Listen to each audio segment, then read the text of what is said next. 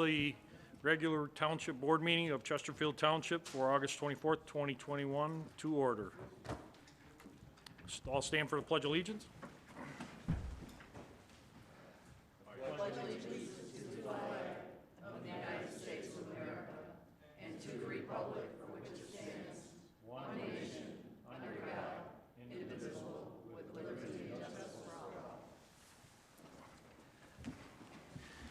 Thank you. Roll call.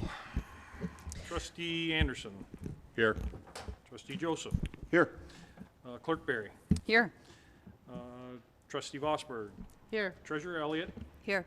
Trustee DeMuynck is excused tonight, and we wish him well. He is still recovering from an illness. Mr. Supervisor, I'd like to make a motion to approve, to excuse Trustee DeMuynck from this evening's meeting. I'll second. All those in favor say aye. Aye. All those opposed? Trustee DeMuynck is excused. Item 4, approval of agenda. Move to approve. Oh, go ahead. Do I have a motion to approve the agenda? So moved. Support. Support. Treasurer Elliott, Trustee Vosberg, support. All those in favor? Aye. Aye. Opposed? Items approved. Presentations. Are there any presentations tonight? Department heads? None? Item 6, department reports. I'll start out with Trustee Vosberg. Thank you. This report is from our Leisure Services Department. The last day to register your child for Chesterfield Township's Fall Frenzy Baseball League is this Friday, August 27. Co-ed T-ball, pitching machine, minor and major baseball leagues are available for boys and girls ages 5 through 12. This fall league happens fast, is fun, and is a great way to introduce kids to the sport. The seasoned athlete gains some outdoor conditioning in an encouraging learning environment where fundamentals are built and skills can be enhanced. Registrations accepted in person or online. The fall edition of the Chesterfield Connection has been released. This publication is your key to all things Chesterfield for the months of September through December. Registration for recreation and senior citizen offerings will begin on August 25. Programs are limited in capacity and sometimes fill fast. Call 586-949-0400, extension 4, for further information. And the last day to enjoy the Brandenburg Park Splash Pad will be September 6th, as that is the date when seasonal park operations end. Come out and freely play in the fresh air on our playground. Launch your boat, walk the pier, explore the renovated shoreline, enjoy beautiful sunrises and sunsets at this waterfront gem. The seasonal admittance fee will no longer be collected. For your convenience, portable toilets will remain. The park gates are expected to close at first snow and then reopen in the spring. And finally, Chesterfield Township Night at Jimmy John's Field is Friday, September 3. Game time is 7:05 p.m. Purchase your discounted infield seat online at uspbl.com. That's uspbl.com. Promo code Chesterfield21. Feel like a guest of honor when your community is recognized on the scoreboard. Announced over the PA, and the first pitch is thrown by Township Supervisor Kersten. Enjoy America's favorite pastime in a fun environment with great friends, good times, and perfectly suitable for the entire family. That concludes my report. Thank you, Trustee Vosberg. Treasurer Elliott?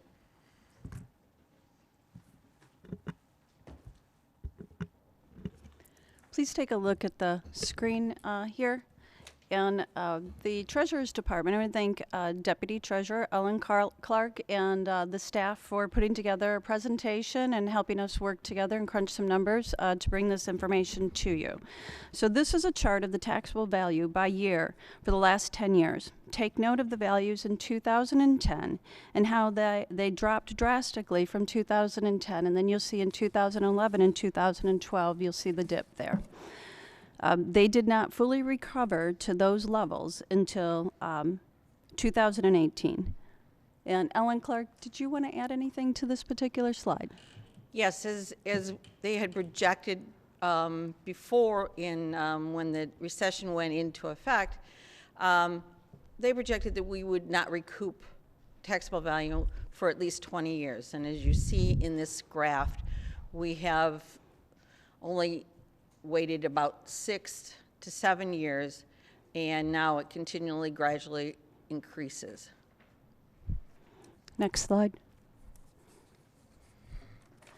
So this is a bar graph that illustrates tax collections through that time period from 2011 to 2020, and you'll see that it follows that same trend line as the previous slide did for the taxable values.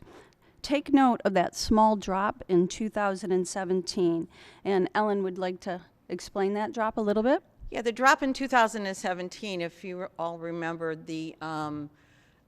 through the state of Michigan, we have they took away the personal property for industrial, and as you see in 2016, that was the start of it taking off our rolls. So there. And it is gradually taken off till this point. And that's the reason why the dip in our tax collection itself. Thank you. Next slide. So this slide here is a little more detailed, and it shows how police and fire then becomes public safety, as you see. So that's the difference. So up until 2016, we had police and fire. In 2017, we had public safety. And you'll see that, that this also followed that same trend line. However, there was a shift in structure, which resulted in a drop in tax collections in 2018 because the public safety millage is only levied against real property. Fire operations and equipment included both real and personal property. Real property includes land and buildings, and personal property includes furniture, fixtures, and equipment. Ellen, did you want to add anything to this one? Not really. I mean, you do see that there is a drop, and because it is a special assessment, the statute does not allow it for personal property. It's only on real property only. So that is the reason why the dip. And then if you see it, we have now gradually increased to a point where we're collecting almost as much as we did at the beginning of the 10 years. So you might be wondering what this all means and how your tax dollars are distributed, and we're hoping to explain that a little bit more in the next 3 charts. This pie chart is a visualization of how your tax dollars are distributed if you live in the L'Anse Creuse School District. As you can see, the Township General Fund here only receives 2.22% of your annual tax dollars collected. Although the state statute allows for the township to levy 1 mil for general operation, due to the Headley rollback amendment, the township only levies 0.7624 of that mil. Ellen, could you explain that a little bit more in detail? Well, what happens is that if your growth exceeds the rate of the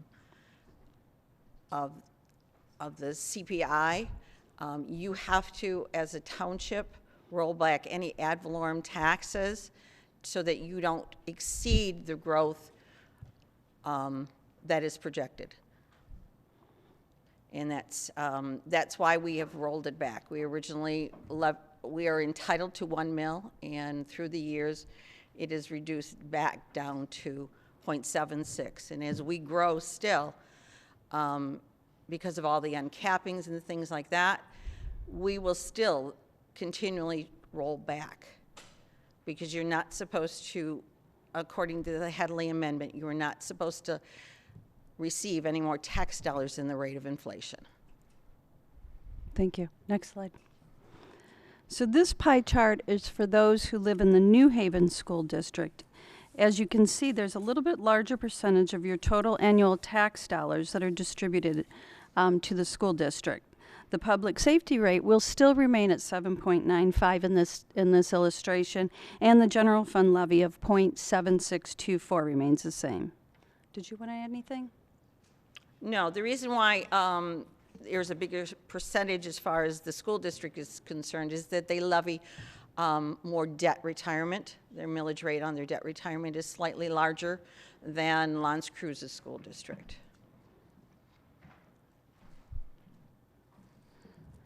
And this chart is for those who live in the Anchor Bay School District. Again, you will see the increase in the percent of your total annual tax dollars to the school district. This pie chart shows the percentage breakdown for each individual property owner, but this is not a chart of the actual dollars collected. We have one final chart. So this final chart shows the tax dollars.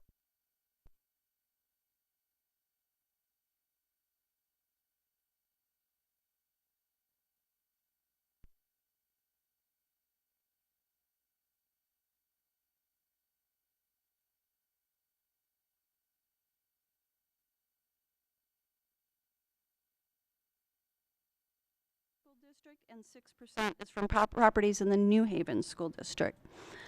I want to thank you. I know that this is a lot of information. I want to thank you for giving me time today to introduce you to this. This will be available on the website here in the next week or so. If you have any questions, please email me, kelliott@chesterfieldtwp.org. I want to thank Ellen Thank you. for your information and your hard work. Thank you. Thank you, Supervisor. Thank you, Treasurer Elliott. Deputy Treasurer Ellen Clark. Any further department reports? Clerk Barry, I'm sorry, please. Thank you, Mr. Supervisor. Everybody should be able to hear me even without the mics. Obviously, we're having some technical difficulties with the mics picking up over the speakers, so I apologize. If you have to strain to hear us, we'll try to project the best we can until that gets resolved. For the clerk's department will be having a late night passport night that allows anyone and members of the public, whether they be residents or non-residents alike, can come to Chesterfield Township on Thursday, September the 16th from 4:30 to 7:30, and that is when we will be able to process new passport applications, both for minors as well as for adults. We cannot, and no passport agent can do renewals. Those have to be dealt with directly with the Department of State. So if you have a passport that needs renewal, you will need to deal directly with the Department of State. But if you have a new passport application for travel coming up in the near future, you can come to the Chesterfield Township Clerk's office anytime between 8 and 4:30, Monday through Friday. But for those who need time after that, we do provide these late night passport evenings from time to time, and the next one will be coming up Thursday, September the 16th. You can go to our website and register directly there, so that will guarantee your spot on that evening, but walk-ins are also welcome. From the Elections Department, we do have a special general election coming up to fill the vacant state Senate seat that was created when former State Senator Peter Lucido was elected to the prosecuting attorney's position last November. That seat, that vacancy, will be filled with the November 3rd election this year. That is the only thing that is on the ballot for Chesterfield Township during that election. If you would like an absentee ballot for that election, you may contact the clerk's office, request an absentee ballot application, complete that, submit it back to the clerk's office, and then we will mail you a ballot. If there are any questions regarding the election or obtaining an absentee ballot, you may go to our website, to our elections page, and receive all of the information as it occurs if there are changes, or you can call the clerk's office again or come in to see us anytime Monday through Friday, 8 to 4:30. Thank you. Thank you, Clerk Barry. Any further reports? Director Johnson. Good evening, Board. Two quick comments. We have a hydrant flushing program going on over the next 3 weeks. This is a part of our reliability study that you approved a few months ago. This is just going to help helping with assessing pressures and fire flow capabilities for the township, making sure we have adequate pressures and everything township-wide. Just make sure alert the residents. During this process, there may be a potential where you might have water discoloration from us stirring up, the main. So just make sure if you do have discoloration to flush your lines for a few minutes till it gets clear, and you should be fine. But if there are any questions about that, you can call our DPW 586-949-0400 extension 3, and we would be happy to answer any questions you may have. We did 17 hydrants today, and we had 0 phone calls. So it doesn't always happen, but it's a possibility. So I just want to make everybody aware. And the second thing is Macomb County Department of Roads. They are doing the Phragmites Treatment program along their right-of-way. You guys approved a $10,000 match a few months back as well. They're going to be starting this spraying August 30th through September 10th. As of right now on the schedule, it will start on August 30th in our township. They'll be spraying every inch of the right-of-way that has Phragmites. The spray will be blue in color to notify and signify that what has been sprayed. PLM, Lake and Land Management, is the company doing the spraying. They will be putting the necessary signage out so that everybody knows it has been sprayed.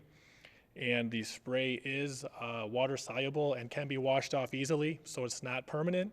But if there happens to be any kind of overspray or any kind of issues, there's contact information on our website, as well as you can call DPW and we'll get you in the right direction to handle any concerns they may have. That's all I have. Thank you. Thank you, Director Johnson. Any further department reports? Seeing none. Item 7, consent agenda. Clerk Berry. All items under the consent agenda are considered routine by the board and will be enacted in one motion. There is no separate discussion of these items. If discussion of any item is required by a board member, it will be removed from the consent agenda and considered separately. Public comments on the consent agenda items are permitted. 7A, approval of the minutes of the regular board meeting of August 10th, 2021. 7B, approval of the payment of bills as submitted by the Finance Department. 7C, approve a recommendation by the Department of Public Safety to pay an invoice from Excel Floor Covering in the amount of $6,211.20 from 202-340-976-000. 7D, approve a recommendation by Public Works to print and mail water and sewer bills for the remainder of the 2021 using LaserCom at an estimated cost of $11,500 from GL number 591-441-831-000.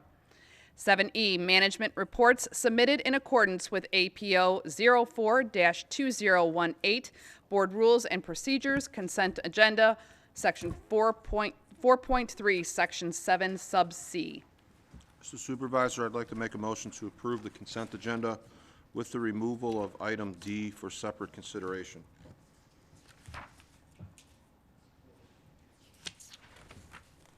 Support, Trustee Support. Anderson. Motion by Trustee Joseph, support by Trustee Anderson to remove item D to the regular agenda, which would be 9G at the end of the agenda, or? Item 7D from the consent agenda. Item, excuse me, 7D from the consent agenda. 7D? Yes? Which would be 9G eventually? Historically, would we've be- typically taken them up front, but whatever your It doesn't- prerogative. I'll do historically then, make it, it would be 9A? Okay. Okay. Motion by Trustee Joseph, supported by Trustee Anderson to approve the consent agenda minus item 7D, which will now be 9, regular agenda 9A. Clerk Berry, call the roll. Trustee Joseph. Aye. Trustee Anderson. Aye. Trustee Vosberg. No. Treasurer Elliott. No. Supervisor Kersten. Yes. Clerk Berry, aye.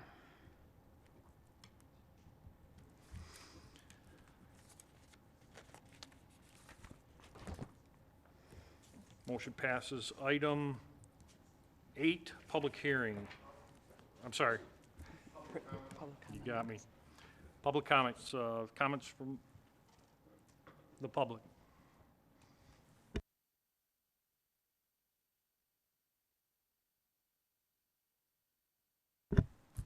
Mr. Supervisor, just point of information, what's on the floor currently? It's public comments Public on the, comments under consent agenda. Okay, so we've not taken up the other item yet. That's correct. Thank you.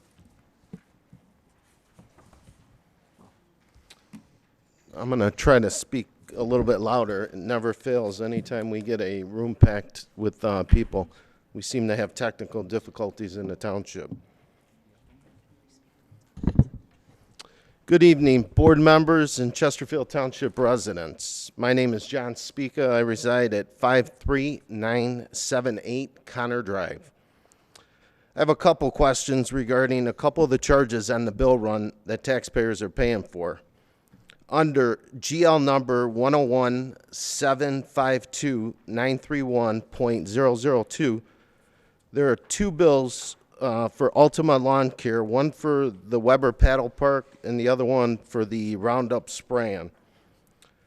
For the Weber Paddle Park, the charge is in the amount of $300 for lawn services done in the month of July of 21. And then there's another charge for Roundup spraying in the amount of $600. I still can't believe in this day and age we're spraying Roundup in Chesterfield, but just wow. The second charge I'm questioning is under GL number 545-756-931.002. There's a charge for Brandenburg Park in the amount of $800 for lawn service done in the month of July 21. I'm questioning the two charges on the bill run because both of these lawn services were done in the month of July of 21. At the last board meeting, August 10th of 2021, Josh Sonnenberg came before the board and asked for approval to add Weber Paddle Park and Brandenburg Park to the list of our outsourcing our lawn services. Josh Sonnenberg didn't get board approval till August 10th of 21 to outsource the grass cutting for Brandenburg Park and Weber Park. So why are we, the taxpayers, paying for lawn services done in July 21 prior to the board approval? It looks to me that Josh sidestepped the board and the supervisor and took it upon himself to have Ultima start cutting the grass in Chesterfield and then use the August 10th meeting in this room as a rubber stamp to do whatever he wants. In the private sector, this would be a fireable offense. Thank you. Thank you. Any further public comments?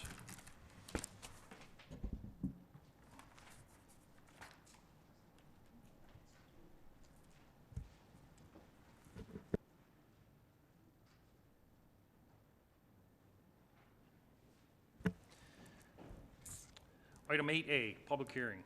Clerk Berry. Aye. Don't we have the other agenda item? The consent agenda item was moved to item 9A of the regular agenda. Item 8A is to conduct a public hearing for the August 24th, 2021 regular township meeting at 7 p.m. to hear comments concerning the estimate of costs to provide police and fire protection as determined by the township board, and also on the distribution of the special assessment levy for said police and fire protection. Do I have a motion to open the public hearing for the public safety assessment? Motion. Support. All those in favor? Aye. Aye. Opposed? Public hearing is open. Comments from the public?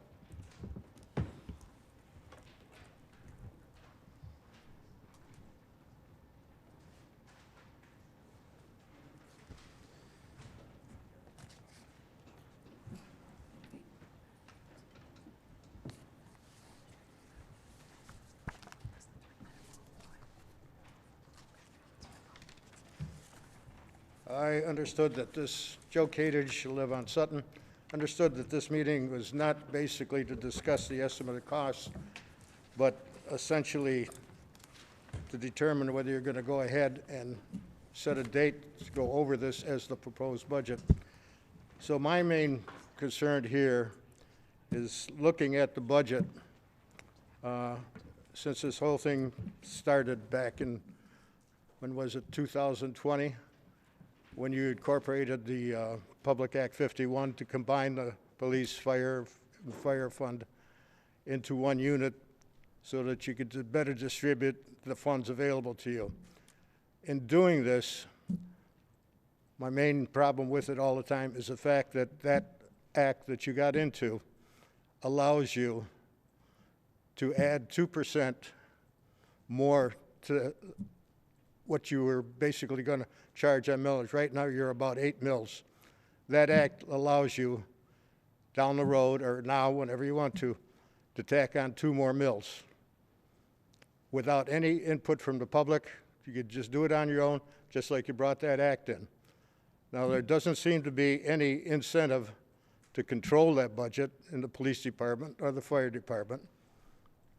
That's why we got into trouble in the first place. I'm here to appeal. If 8 mills will get you by, go back to the public. If you have to go out in a vote, say, we need 6 mills for the police department, or 6.5, and we need 2 mills for the fire department, and that locks you in if it's voted in. Like I say, I've got a problem right here with the fact that this gives you an open book anytime you need it, or anytime you think there's a trouble, or you want to expand the police or the fire department, you can do it at your own will. I'm appealing to you. Put this back on the back where it belongs. Put it out to a vote to the public so that you're constrained. If you say, I need 6.5 mills, that's all you can get. Right now, you can get up to 10 mills for the whole shot. Thank you. Thank you, Mr. Kadich. Any further comments from the public? Any further comments from the public?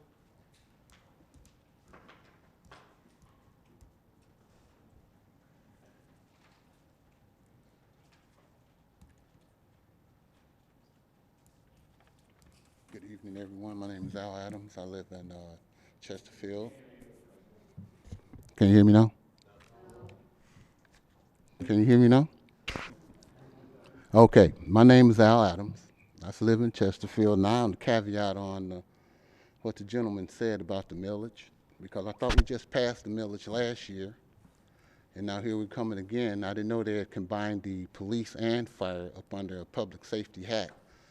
But you guys are trying to pass another millage, and it's kind of like you guys are dipping into some of these folks' funds that have fixed incomes. They're living out here in the communities, and you keep going up on things. And sometimes, you know, we don't even see the officers that we do have. And I've even heard the comment, you know, that, oh, you guys are taxing our police department, but you hardly ever see them.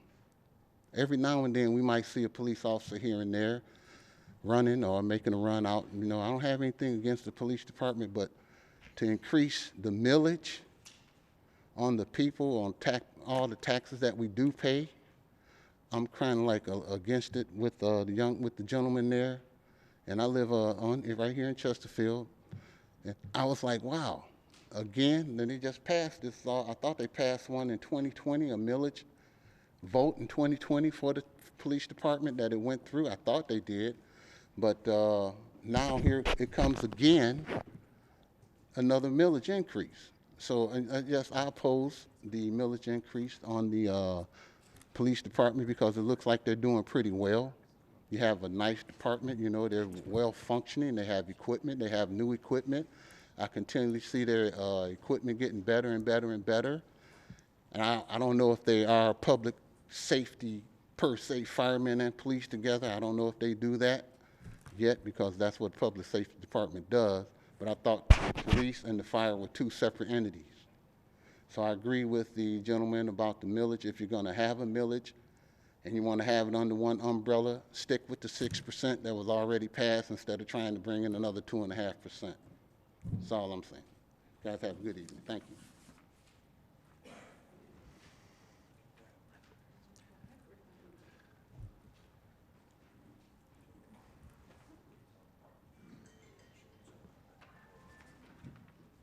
Paul LaFata, 48055 Mallard. I'm looking over the appropriations that's in this packet. And it's not working? Can you hear me now?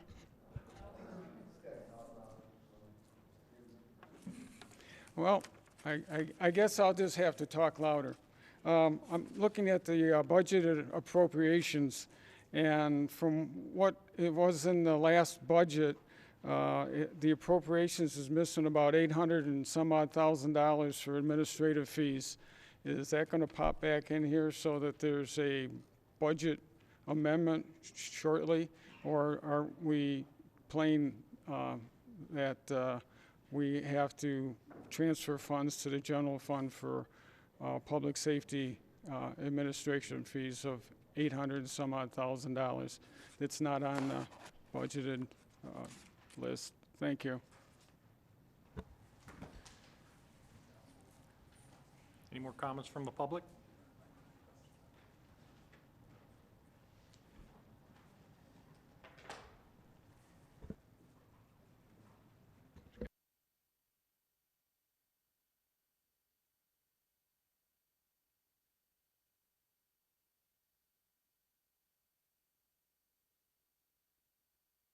It's not working. All right. So with what you're discussing regarding both the budgets and the taxes, I think that there seems to be some type of or I don't know if it's misinformation or just sort of a lost in translation attitude going on. And I think that's kind of the configuration going on where the people aren't understanding what the actual millage is, as it's supposed to be the status quo right now, and what the appropriations for the budgets are. And I think that that may be part of some of the concerns going on tonight. I'm not certain if that's with anybody tonight, but I think that if we have a proper discussion on the actual taxation rates and where the budget is being appropriated, just to clear things up, I think that might be a little bit better for everyone. But as it is right now, I think it's sort of hearsay on social media, and I think that causes more problems. Thank you, sir. Ms. Bauer, would you please address the questions that have been levied? All right, let's see if it can work. All right, so a lot of times I get up and I actually speak under the regular agenda, but it seems appropriate for tonight to start talking under the public hearing. To start with, the Chesterfield Township Public Safety Millage and Estimate of Cost. So first with the millage, we levy an SAD. Every single year you have to go and levy the same SAD. If you don't do it, you have no money. So last year we were at 7.95, and per all of the regulations, we have to go out, we have to send the postcards. We are doing the same levy amount this year. It's 7.95. Also, the regulations say you have to provide an estimate of cost. The estimate of cost is not the same as the budget. It's just, as the name states, an estimate.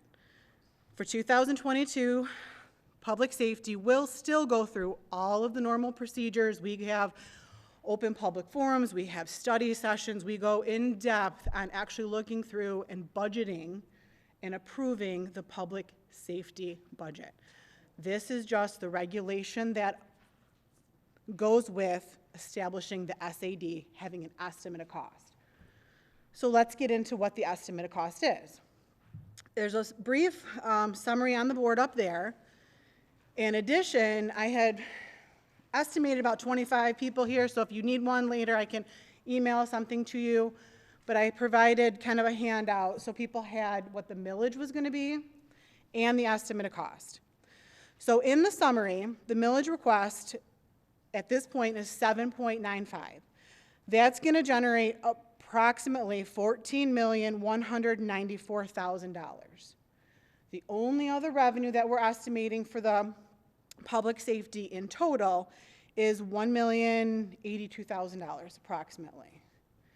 The expenditures are about $15,345,000. That expenditure, again, is there to support the idea that we do need the 7.95 mils. In the handout that I provided, we did go through, because it's not just a quick estimate, we do go through and start the budget process early and looking at line by line. Again, we're waiting for different numbers to come in, medical rates coming in, and we update when we do the budget, all of that stuff is in and gone through in a ton of detail. But this is the summary up there on the board of what the estimated cost is with the breakdown on the handout. Is there any other questions I can help with?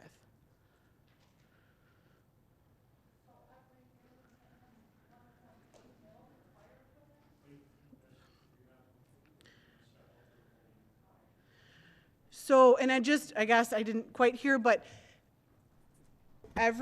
last year, the total mills that was collected for public safety was 7.95. We are going back, per the regulations of an SAD, and saying we want to collect the same mills that we did last year. They're all in one. Now I move over here, so if there's any. Thank you.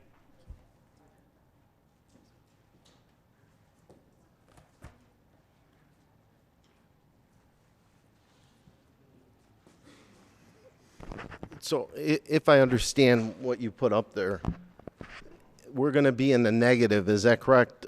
Almost $69,000?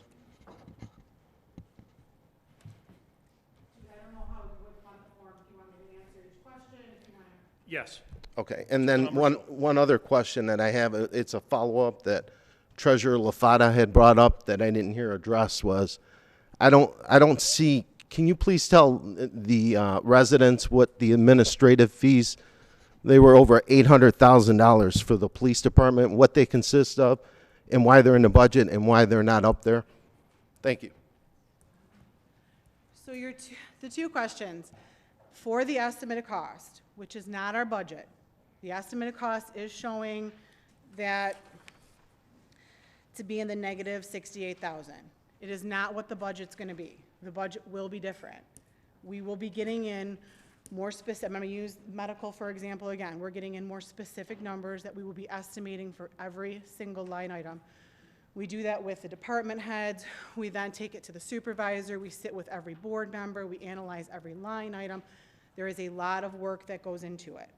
So if the question is, does the estimated cost, which is just the requirement for the SAD and our best guess on what it would be at this point, it shows $68,000 in the hole. That will not be most likely what it ends up being. As far as the administration cost, actually that was, I believe, the total for all of the funds going into general fund. And if you look on page 2, there is the administration fee still in there. However, again, we are going through with the board, analyzing what they're comfortable with and what GASB and all of our accounting rules, and making sure that we appropriately do that fee among all the funds together. Well, so in here, you have, and just to, on line item 205, 301, 808, 000, you'll see that it says general administration for $234,000. So that is estimated at this point, but we have several meetings scheduled to go over exactly how we're going to be doing it. There's the auditors and everybody that gets involved in all of our, and I actually really recommend, if people come out to the different budget sessions we have, we sit down in great depth and go over every fund and how we calculated stuff, and for me, it's a lot of fun. But this, again, is just the estimate to support the real issue for tonight is, are we going to, that we need to levy the 7.95 mils for the public safety in total. Thank you, Ms. Bauer. Any further comments from the public? Any further comments from the public? Seeing none, I'll bring it back up to the board. Trustee Joseph. Thank you, Mr. Supervisor. I don't know if anybody can hear. I'm sorry we don't have microphones. First of all, there were a couple of very well-spoken comments from the public, and I thank them for being here. And as somebody who's been a part of the public safety model since its inception, I worked very, very hard along with Trustee Anderson and some other board members to bring together our police and fire departments in the most cost-effective way possible.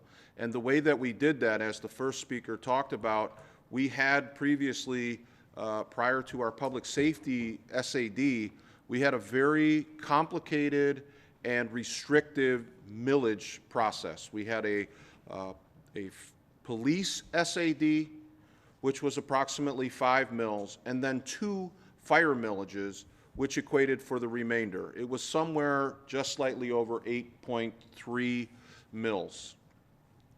The difficulty that we had when we brought when we looked at the fire millages is that we could not utilize one fire millage for equipment in the operations side. You could not utilize millions of dollars in what had been collected over and above what we needed for the area that we did need it. So we had staffing crisis and no money in the operations fund, but plenty of money in the equipment fund. Also, we had an inability to use any of that money in any way for the police department. So I've heard from residents, and I've talked to many of them who, like the gentleman who got up and spoke, the first two, that said, in essence, the law allows the board to levy up to 10 mills in an SAD. But what we've elected to do was to have a relationship with the public every year so that we could tell you exactly what we spent of your money last year and what we anticipate needing this year. And so this process, as you see, the 7.95 yielded 14.1 or 14.2 million in revenue. And the exercise today is to basically say, we're pretty sure that we're going to need roughly that same amount in 2022. But we will, of course, account for every nickel of it in the budget process. So when you look at 1.2 million in fire equipment, that's a very keen eye. So no, we don't spend $1.2 million in equipment every year. So that money will not be necessarily needed in the equipment fund, but where else will it be needed? And that's what will happen in the budget process. So the gentleman who said, you passed a budget last year, why are you coming back at us for more? We're not. We're simply accounting to you for what we did with your money last year. And the proposal and the discussions that we've had prior indicate that we don't need to go into your pocket any deeper. But we do have an obligation to show you where we spent the money last year and where we anticipate spending it this year. And so this is a yearly process, and you're required by law to get a postcard that says you're invited to come down and be part of the conversation about how we spend your money. There's no attempt to get more money. It's just an accounting of what we've already spent, and it sets the table for what we intend to do with the public safety budget coming up in a few months, because that we'll go through in great detail, and we'll show you, and we'll hear from Chief Franks and his captain and Chief Miller, who will come in and show you exactly what they want to do in 2022 and why they need the budget that they need. And in that budget, you will see clearly how much we anticipate administrative fees, which I would like to see go by the wayside, but that's a conversation we'll have later. But any time we are talking about your money in the form of an SAD, you're going to get a postcard invitation to come in and hear what we're doing with your money. And so the idea of leaving a millage, which was antiquated and complicated, and it left us vulnerable. We couldn't dispatch resources in the way that the experts said they needed to be dispatched because the millage structure was too complicated, and it was in place for decades. You did have, and we did have the option to say we can levy up to a certain amount, from 0 up to a maximum, and rather than go to the people who approve the millage and say, we want to end the millage, which gets very confusing, we exercised the discretion that they gave us, which was to levy 0. We levy 0, and we opted for a public safety model which requires us to come to you every year, not 20 years, and then we build up giant fund balances that we can't use, which I consider to be an overtax. And we righted the ship by bringing it to you on an annual basis. So these do get complicated, and it does get confusing. It seems like you were just asked to pay more money, and what's this, a double dip? And no, this is just your annual invitation to be part of how your money is spent, and it's a very transparent process, and that's why you're here, and I'm glad that you're all here. And I hope that some of you come back during the budget process so you can see exactly where it goes. But this is not a tax increase. And the hope is that we can fund them at the same level that we did last year and provide you with outstanding public safety service. So thanks for coming, and thanks for listening to me ramble on. Thank you, Trustee Joseph. Just to clarify too also, sir, this is not a combined public safety department. We still have separate police and separate fire, so there is no cross-training. Again, as was just described to you, this funding mechanism, this stream, funds both entities, and they are separate. So thank you very much. Clerk Berry. Thank you, Mr. Supervisor. We have received in the clerk's office 2 letters of protest that I would like to read into the record. From Anne Marie at 34585 Northrop Drive. Dear Clerk, please accept this letter as my formal notice of protest of the special assessment levy. I have just recently purchased my property located at 34585 Northrop Drive. Due to my divorce, I am disabled and on a fixed income. Thank you, Anne Marie. Our second letter of protest is from Deborah and Daryl Ledford, 27128 Robin Drive, Chesterfield, Michigan, 48051. We are elderly senior citizens on a fixed income. We are afraid we won't be able to pay our bills now and in the future and may have to move. We are being taxed to death already. If our income or working status was different, it would still be a burden, but not so much. But we cannot keep having these taxes put on our backs. We are not in favor of a tax or levy. Sorry and sincerely, Deborah and Daryl Ledford. Thank you, Clerk Berry. Trustee Bosworth. Thank you. I would concur with previous comments that have been made on how it is that you received the notice for the public hearing and why, and that's already been addressed. My concern, when I received it too, I knew what it was. I knew that it was just a renewal, but the wording is very confusing. And then I also found out that's statutory too. The wording that gets put on that postcard that we get has to be stated the way it is. So it's very frustrating. So I think what another thing that we may want to do is consider finding a way to change the legislation or something that's issued by the state, that it can be worded in a way that we can understand that this is an annual assessment. It's not going up from the prior year, or it is whatever the change might be, or no change at all. So I appreciate everyone being here to listen to this because it is confusing, I would agree. But there is no change. It's not an increase. Thank you. Thank you. Any further comments from the board? Seeing none, I'll entertain a motion to close the public hearing for the Public Safety SAD. So moved. Support. Trustee Joseph, motion. Trustee Anderson, support. Clerk Berry. Trustee Joseph. Aye. Trustee Anderson. Aye. Trustee Vosberg. Aye. Treasurer Elliott. Aye. Supervisor Kersten. Aye. Clerk Berry, aye. Public hearing is closed. The regular agenda, item 9A, was the item removed from the consent agenda. Clerk Berry. Item 9A as renumbered from consent agenda item 7D is to approve a recommendation by Public Works to print and mail water and sewer bills for the remainder of the 2021 using Lasercom at an estimated cost of $11,500 from GL number 591-441-831-000. Do I have a motion of support? Support. Treasurer Elliott.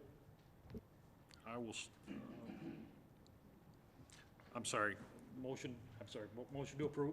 Treasurer Elliott, and I will support that motion.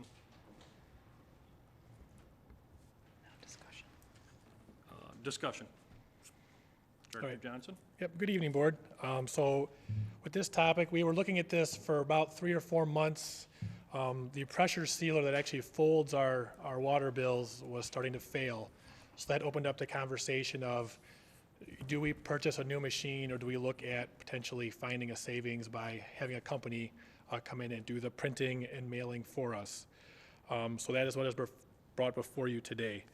So within the agenda item, we did break down our costs associated with, printing actually printing the water bills, making the water bill, I should say, the toner, printers, the pressure sealers, which we need, 10-year lifespan, we're at or exceeding that a year or that time frame, and the postage associated with those bills. So obviously you can see it costs us about $56,000 a year, and this is quarterly billing that we're currently doing. So with LaserCom, obviously there's no need for printers, toner, a folding machine, strictly bills and postage, and that comes to $34,000, saving the township roughly $22,000 a year. The one item that may get questioned that I did not put on here is the employee costs. I did not put that on here mainly for the fact that our employees, even though they're not doing the billing, they'll be doing other important tasks in our department. So it's gonna, even though they're not doing the billing, they're doing something else in the process, so we're still paying them, they're still doing other work. So the net savings would be the same if they're doing the billing or not. So I left it off for that reason, because they'll still be working for our department, helping with other very important topics we have going on. I welcome any questions. Trustee Voss. Thank you. I had a question about when I was reading this, I was wondering how the employees factored into this. So just to make it clear, these estimates that we receive from these companies and the company that's been recommended, LaserCom, that is the full cost. There's no additional employee cost, because what they're billing us Correct. includes their employee costs. Is Yeah, that so correct? the hours I put in for the employees is 12 hours a month for them to print and get the bills prepared to mail. And then it also includes one employee driving the mailing to the post office and coming back, so it takes into account gas, a vehicle, all that stuff. So it takes all that into account. It's roughly $9,000, a year for the cost for the employees, the van. For the driving. employees at LaserCom, but again, that's part of their. That's our employee cost Oh, for us you're doing saying our that billing. if we did that. Yes. But if we, now by hiring LaserCom, we will no longer bring it to the mail house because Correct. the LaserCom will bring it to the mail Yes, house. we ship it, we bring the water bill information in, we edit it, we make sure it's proper, we get the file set up, we securely send them a file, they print it and send it off. All right, thank you. I think it's a good way to, you had a need and it was a good way to look at that. And I personally think that our employees need some time to be able to have some creative time to be able to think of other things. I'm sure there's many things that they can be doing Yep. that they otherwise can't do or don't do because they're with busy work. And Correct. so I think this is a great solution to a problem. Thank you. Treasurer Elliott. Thank you, Mr. Supervisor. So I have had a lot of discussions with about this with Kevin and with the Water and Sewer Department. In the Treasurer's Department, we use the same equipment and the same pieces of paper.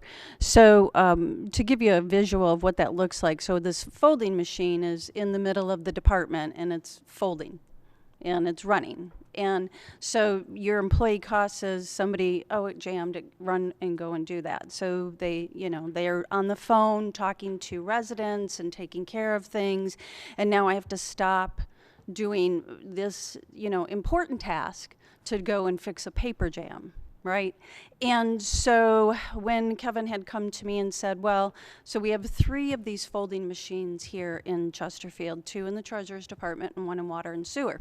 Kevin says, ours is broken, can we borrow yours? And so, of course, right, you guys have been using ours, but eventually saying we are going to either have to replace this or look at alternatives. And I said, you know, let's take a look at the alternatives.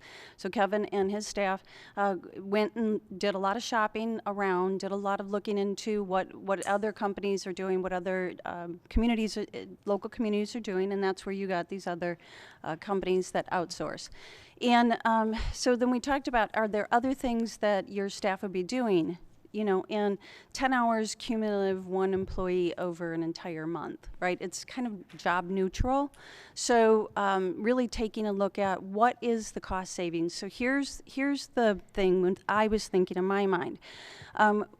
A mail house is able to sort the mail and save about 10 cents per piece. So by doing this, we save every piece of paper every piece of mail that they send out, they save 10 cents per piece that's mailed out because the mail house is able to sort it in a way that the township is not. Because we're not a mail house. Water and sewer is a water and sewer department. They are not a printing and mail company. So that was one of the pieces where we talked about it. They're also, because they buy paper in bulk, they're able to save on that in ways that we can't. The township, I estimate, between all the different things that we mail, it is about over 200,000 pieces that we mail out annually. So there could be significant savings in postage on this. So we came to the conclusion that rather than purchasing a new machine, which would, so in addition to that would be about, what, 13,000, I believe, about $13,000 for them to purchase a new machine. It did make sense for them to start looking at outsourcing this, and I believe that's where it came from. And you did a great job on this, and I am in full support of it. Thank you. And also the conversation of potentially going to monthly billing. We've been discussing that for quite some time. So obviously doing that internally would be quite expensive, doing that internally. So having a company doing that would just make sense. If we end up going that route, now we're one step ahead, ready to go if we decide to go to monthly billing. Thank you. Trustee Joseph. Thank you. I'm thoroughly confused. I'm always about saving money, and I love to save money. But the residents pay for staff. They're here tonight because they got a postcard talking about their money. So we have a staff that's in the building, and the presentation says, the individual bringing it forward says, I didn't include for board consideration the employee hours because they're already here. They're already paid for, so they can do something else. And then a board member says it'll free time for them to do other creative problem-solving things. What do they do then? So what do you do? Because if my employer came in and said, I'm going to replace you, and this isn't outsourcing, this is ad sourcing. We're maintaining this current expenditures that these folks pay right now, and then we're adding additional revenue for the job to go out somewhere else. And we never evaluate what our employees are doing. And I don't know why we don't have the inclusion of our deputy supervisor, who is also our HR director, to fill that cost value in. Because I don't know as a taxpayer sitting in the audience listening to the idea that the work that the employee was doing previously will now be freed up and give them time to do creative things. I don't know that that resonates real well. And it's not, I don't know where we get 10 hours a month unless we're paying people considerably more than what I think we're paying them, because this is an $11,000 expenditure. So 10 hours a month, it just seems like an awful high hourly rate to get to $11,000 if that's all the hours that are being absorbed by this. So I'm never opposed to looking at more effective and efficient ways of doing it, but it seems that every proposal that involves the residents paying somebody else to do the job is always in addition to what they're already paying for. See, they've already paid once to do the job by the employees that they pay an hourly rate and fringe benefits and so forth, and now we are taking it outside for an additional expense. I'm sorry, I thought I had the floor. You would get on me so hard if I did that to you. But We most certainly are, because we heard one account was 10 hours of employee work, and another account from the presenter said, I didn't even take it into consideration because they're already here. And I think anytime we're doing this ad sourcing, where we're adding costs and continuing the same worker hour base, we should include some report from our HR director that gives us a number of worker hours associated with the change. We heard last department head we're going to outsource the grass cutting and so forth, with no reflection of the worker hours. And it's a practice that we should really get away from, because I think the residents are paying for the same service twice. Here it's getting a little muddied because we're purchasing some, or we're not purchasing some equipment in lieu of, but that isn't the total cost. It's a little bit of a sales presentation. They've already paid for it, and I think we should have a better accounting for the hours they've already paid the employees to do. Thank you. Trustee Anderson. Thank you, Trustee Joseph. Somebody else, Jermaine, from up here, they just want to shut us up. They don't want you to hear this, but this is the latest incident that this board members of this board are outsourcing what Mr. Joseph talked about, the expenditures of the employees they should be doing. It seems to be a practice here. The employees at Chesterfield used to take care of lawn care in there. That has now been rendered by an outside firm. Snow removal, outside firm. In March, this board bought a nearly $20,000 lawnmower to cut Pollard Park. The next month, the board, majority, outsourced the grass cutting. Last meeting, the board, outside majority, outsourced the grass cutting at Pollard Park and the other parks out there. It seems to be a practice of outsourcing everything. Perhaps they can eventually outsource this board, and who, you probably don't need it, Anyhow, that's my only words of wisdom here. I appreciate allowing me to finish it. Thank you. Thank you, Trustee Anderson. Clerk Berry. Thank you, Mr. Supervisor. This is a little bit of a different animal when it comes to printing and postage and mailing. All of us here who've run for office know that you get our stuff all the time, right? Every 4 years you get barraged, right, with a whole bunch of political mail. So we've all done mass mailings here up here at the table, except for Supervisor Kersten. His time's coming, though. His is coming. But we all do mass mailings. And the thing is, with mass mailing, which is what the township does periodically whenever we do tax bills or water bills or whatever the case might be, because of the way the U.S. mail works and their carrier routes and how they charge, that we get charged more for postage by doing it ourselves than we would to have an outside vendor do it, because of the nature of their agreements with the post office, because of how they sort the mail and so on and so forth. They get a considerable break on the price of postage. They don't pay what we pay. We can take advantage of that by having an outsourced company do this work. Now, for that, they do charge a small surcharge, but even that is less than it costs us to do it in-house. And when you consider the savings on the postage end, that also helps to to augment the savings as well. And that's why we see almost a $22,000 savings to outsource this particular project. It's different than when you're just mailing one letter. When you're mailing 17,000 of them multiple times a year, you can see a considerable savings when you're saving 7 cents per just on your postage alone. So what we're doing here, and why I support this item, is because of the mass mailing that we do, the sheer volume realizes a considerable savings to our bottom line to outsource this particular service, which is a little different than, say, just lawn service and so on. There's a considerable amount of savings there, as well as we do not have to maintain any or purchase or maintain any equipment as well. So there's an additional savings there too. So for those reasons, I think that, and I can understand where there's concern of wanting to make sure that, we have staff in-house to do it. If we can utilize that in-house staff, which is traditionally less expensive than having an outside service do it, by all means, let's do that. However, in this case, because of the unique nature of it, as I've described here, we do realize quite a savings by outsourcing it, and I fully support the agenda item. Thank you. Thank you, Clerk Baird. Trustee Gosper?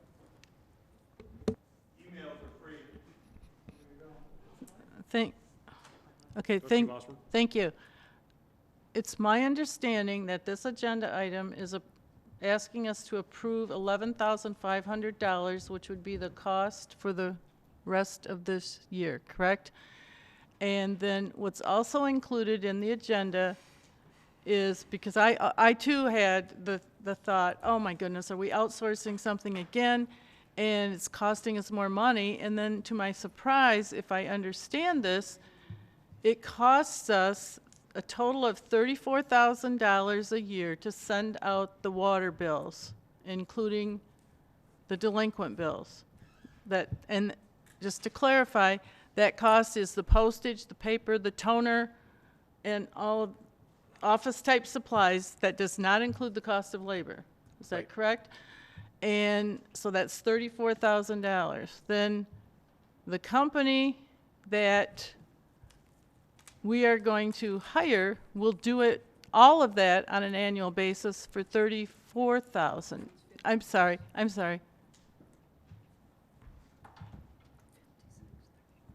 Our total cost, I was looking at the wrong thing, thank you. Our total cost is $56,000, which includes the amortized new machine and the cost of postage, cost of paper, everything. Thank you for the clarification. I was looking at the wrong line. It's $56,000. The company that we are recommending, that has been recommended we hire, will do the same thing for $34,000. That's where we're getting the $22,000 savings, and that's why it's not adding costs to the department. In fact, it will save the department money. Thank you. Treasurer Elliott. So currently, just to kind of break it down and clarify, so currently we pay $1,265 a year just for pieces of paper, correct? Yes. Right. We pay $1,800 a year for toner, right? Most expensive thing on the planet, toner.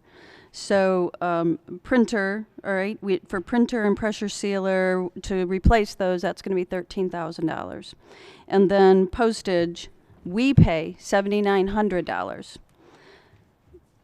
The printing company, we pay $1,700, that's it, for the pieces of paper, and $6,700, and I'm rounding up just for easy, $6,700 for postage.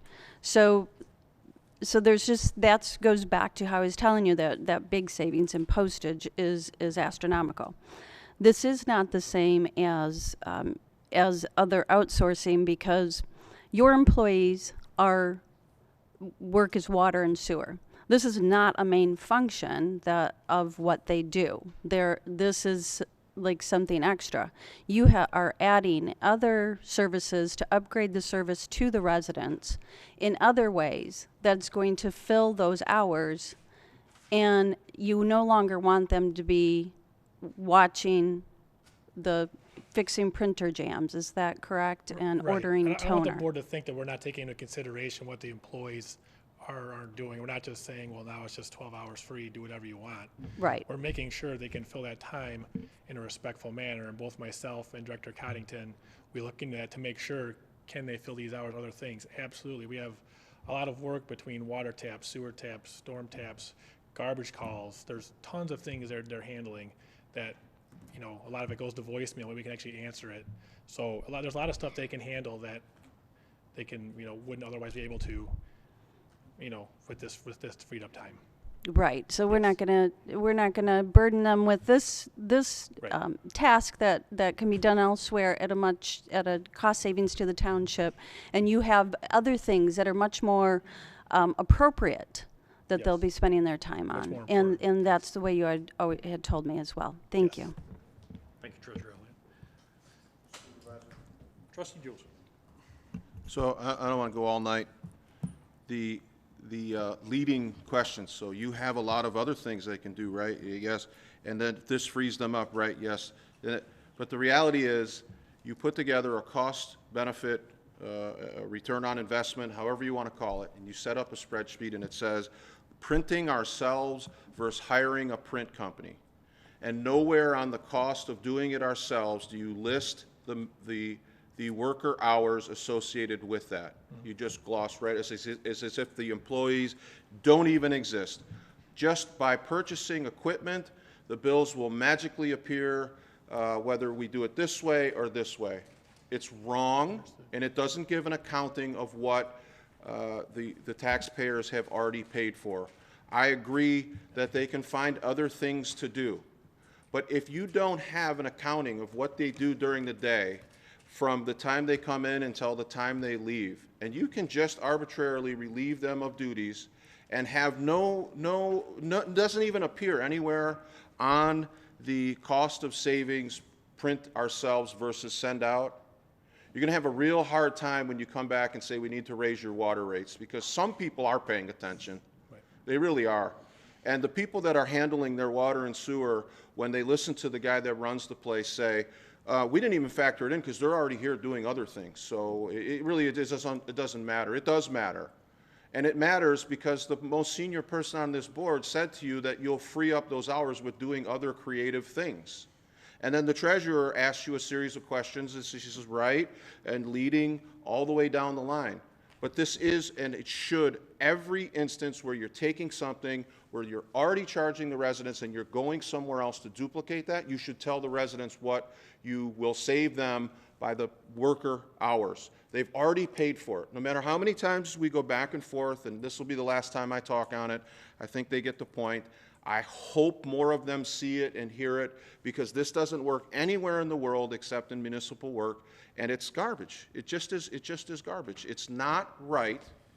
And our human resources guys should be jumping up and down too, because the most valuable resource we have in the township is our human resource. So to come in and say, you know, it really is just an equipment expenditure. It's just about who does the equipment. It's not accurate. As we heard, they're busy doing other things and doing paper jams. That's a separate argument, but we don't even have that discussion because we don't know how many hours they spend. It's been left off the evaluation. And that shouldn't happen. Every time we have one of these discussions, we should include the human factor. It's the most valuable part. It's the most valuable part. And to hear them say, to hear conversation that just says, oh, well, they'll be doing something else. They're busy with sewers and flushings and this and that. But it makes no sense to me why we don't include that. And it's a practice that's been a long time. And every department head that comes up devalues the employees, and it shouldn't happen. We should have that number right in our cost-benefit analysis. We should know exactly what it costs the taxpayers for the employees that are currently doing that job, and it's absent here, and it shouldn't happen again. And every time it does, I'm going to, you know, I guess act this way, but it's frustrating. I'm done, Mr. Supervisor. Thank you. Thank you, Trustee Joseph. Comments from the floor?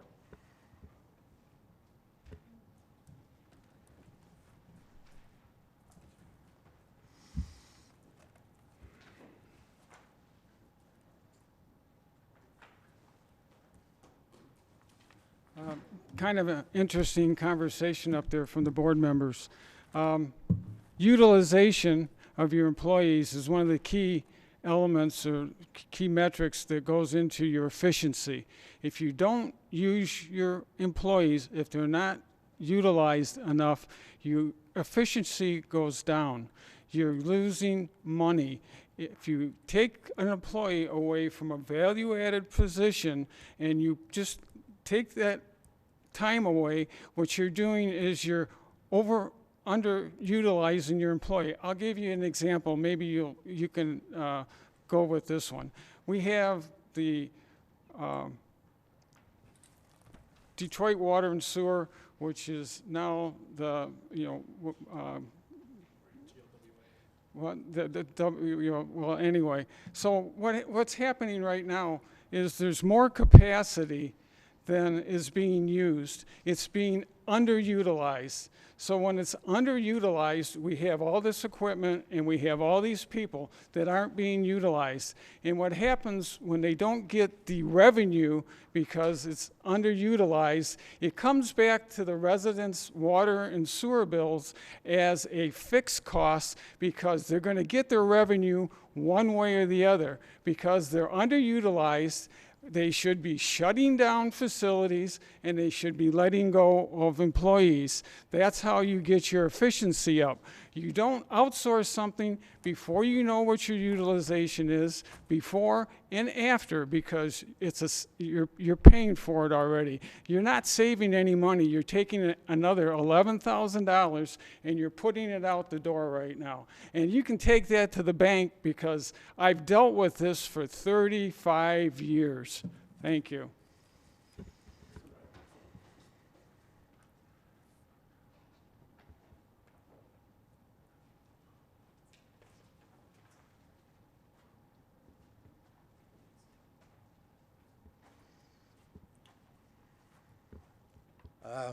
I just have to sit here and I kind of laugh. This takes me back. I've been retired probably 20 years or better. Worked for Ford for 35 years. Last 5 years, basically, my job was to review and okay projects before they went through the board for the division I was in, which was either for general manager or vice president. And most of this stuff was cut out before it got there. It didn't get to the board to have the board decide something like this. This probably would have gone through on something like, I'm going to change this and I'll have a manpower savings to cover whatever equipment I get. And we knew how that went. It depended on whether you liked the equipment or not, because like Lee Iacocca once said, if I looked around this company for all of the projects that I approved for manpower savings, there shouldn't be anybody here now. And this is kind of the way this is going. Hank brought out the fact that you outsource the lawn equipment. The first thing I think was the janitorial service here. We had one woman that cleaned it every evening. Did a good job. Now we got 2 people and it's expanded and costs twice as much or 3 times as much. The way this whole thing is going. I mean, you have employees here. You ought to make the employees stand up and do what they're supposed to do. If not, then replacement with something better. But just don't bring somebody in because, oh, I think we want this outside firm here. You're not doing a service to the residents of this community. Thank you.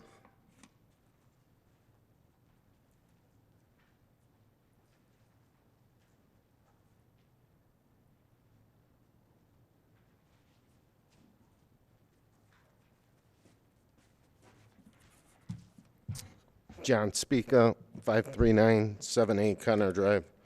I agree with what Trustee Joseph said. One, we're constantly devaluing our employees in this township.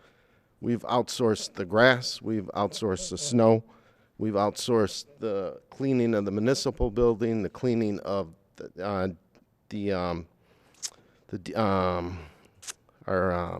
what's our main building? Our main building for our water department. So we're constantly outsourcing and we're not taking advantage of the employees that we have in this township. So Trustee Vosberg said, you know, it's going to give the employees more time for creative thinking. Well, we've already have the employees here, so we've already paid for that service. So by outsourcing it, we're paying double. It's not saving the residents any money. It's costing us money.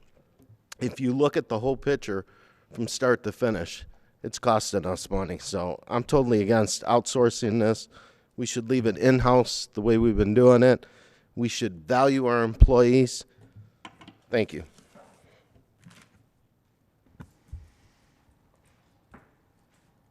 Any further comments from the public? I'll bring it back up to the board. Number one, we are valuing our employees. I support this because, number one, it's technology. The antiquated way that it was explained to me that is currently in process does cost money, additional money. We would have to buy new hardware, And with this service, it's not a permanent service. We have an evaluation period built into this to where the leaders can take a look at it, assess it, and see if it fits the model and the profile that we want to achieve with all the comments that the board members have made, and along with the public. So with that being said, Clerk Berry, this motion was supported by motion by Treasurer Elliott, supported by myself, to approve the recommendation of the Public Works Department to print and mail water and sewer bills. Clerk Berry? Treasurer Elliott. Aye. Supervisor Kersten. Aye. Trustee Anderson. No. Trustee Joseph. No. Trustee Vosberg. Aye. Clerk Berry, aye. Motion passes. Thank you. The regular agenda, item 9B. Approve to establish the estimate of cost to provide police and fire protection as determined by the Township Board and the amount of special assessment levy, as well as direct the Township Supervisor to spread the assessment levy on the taxable value of all lands and premises within the district for the year 2022, and adopt resolution number 2021-25. Mr. Supervisor, I'd like to make a motion to approve the established cost of 7.95 mils for our Public Safety Department. Support. Motion by Trustee Joseph, support by Trustee Vosberg. Discussion?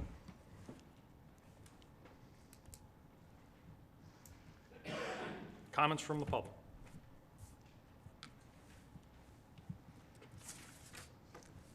Comments from the public?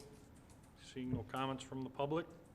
I have a motion by Trustee Joseph, supported by Trustee Vosberg, to approve the assessment, the SAD, for the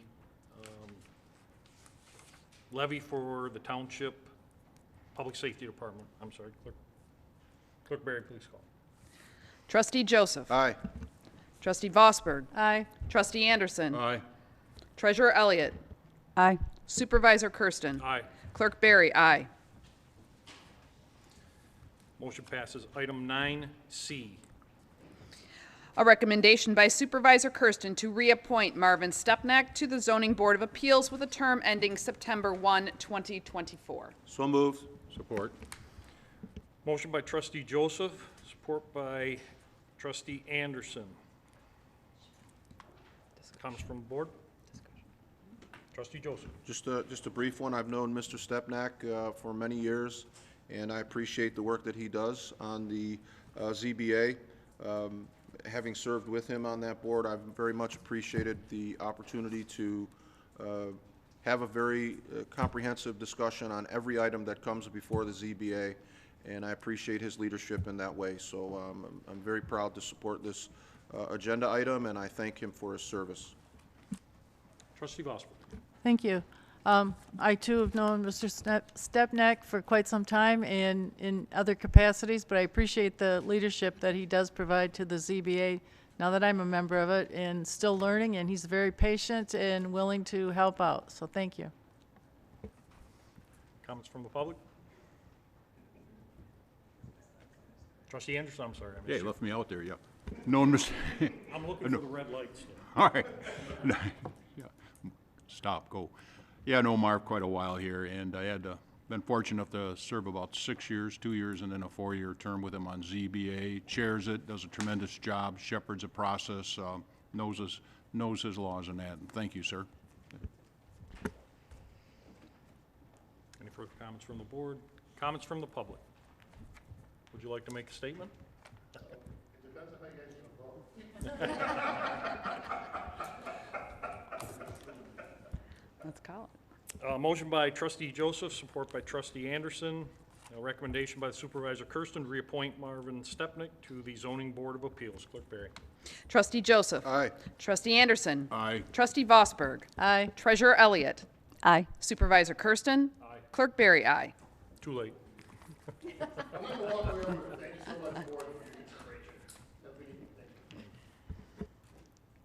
Item 9D.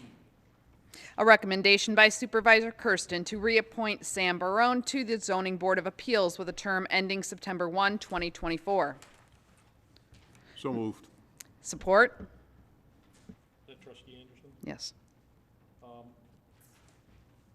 Motion by Trustee Anderson, support by Trustee Berry. Clerk Berry to approve the reappointment of Sam Barone to the Zoning Board of Appeals.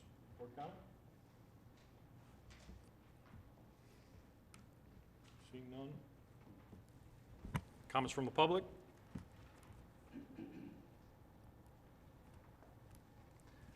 Comments from the public? Bring it back up to the board. Motion by Trustee Anderson, support by Clerk Berry to reappoint Sam Barone to the Zoning Board of Appeals. Clerk Berry. Trustee Anderson. Aye.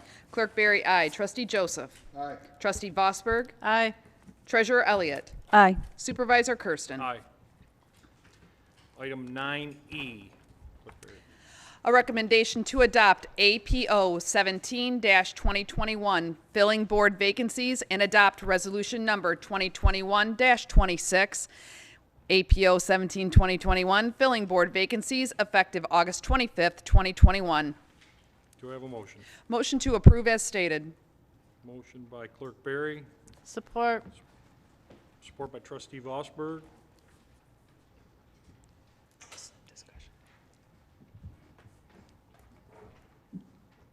Comments from the board. Director Duchesne, would you like to address this?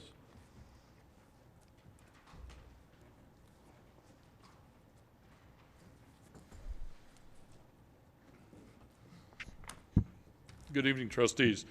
Following the appointment of Supervisor Kersten, he addressed the issue as perhaps we should, while it's still fresh, develop some kind of outline and procedure that can be transparent and publicly seen and observed. With some assistance from the Township Attorney's Office, we drafted this APO to set guidelines and operating standard procedures in should vacancies occur by any means in the elected positions. So the outline fundamentally is changeable.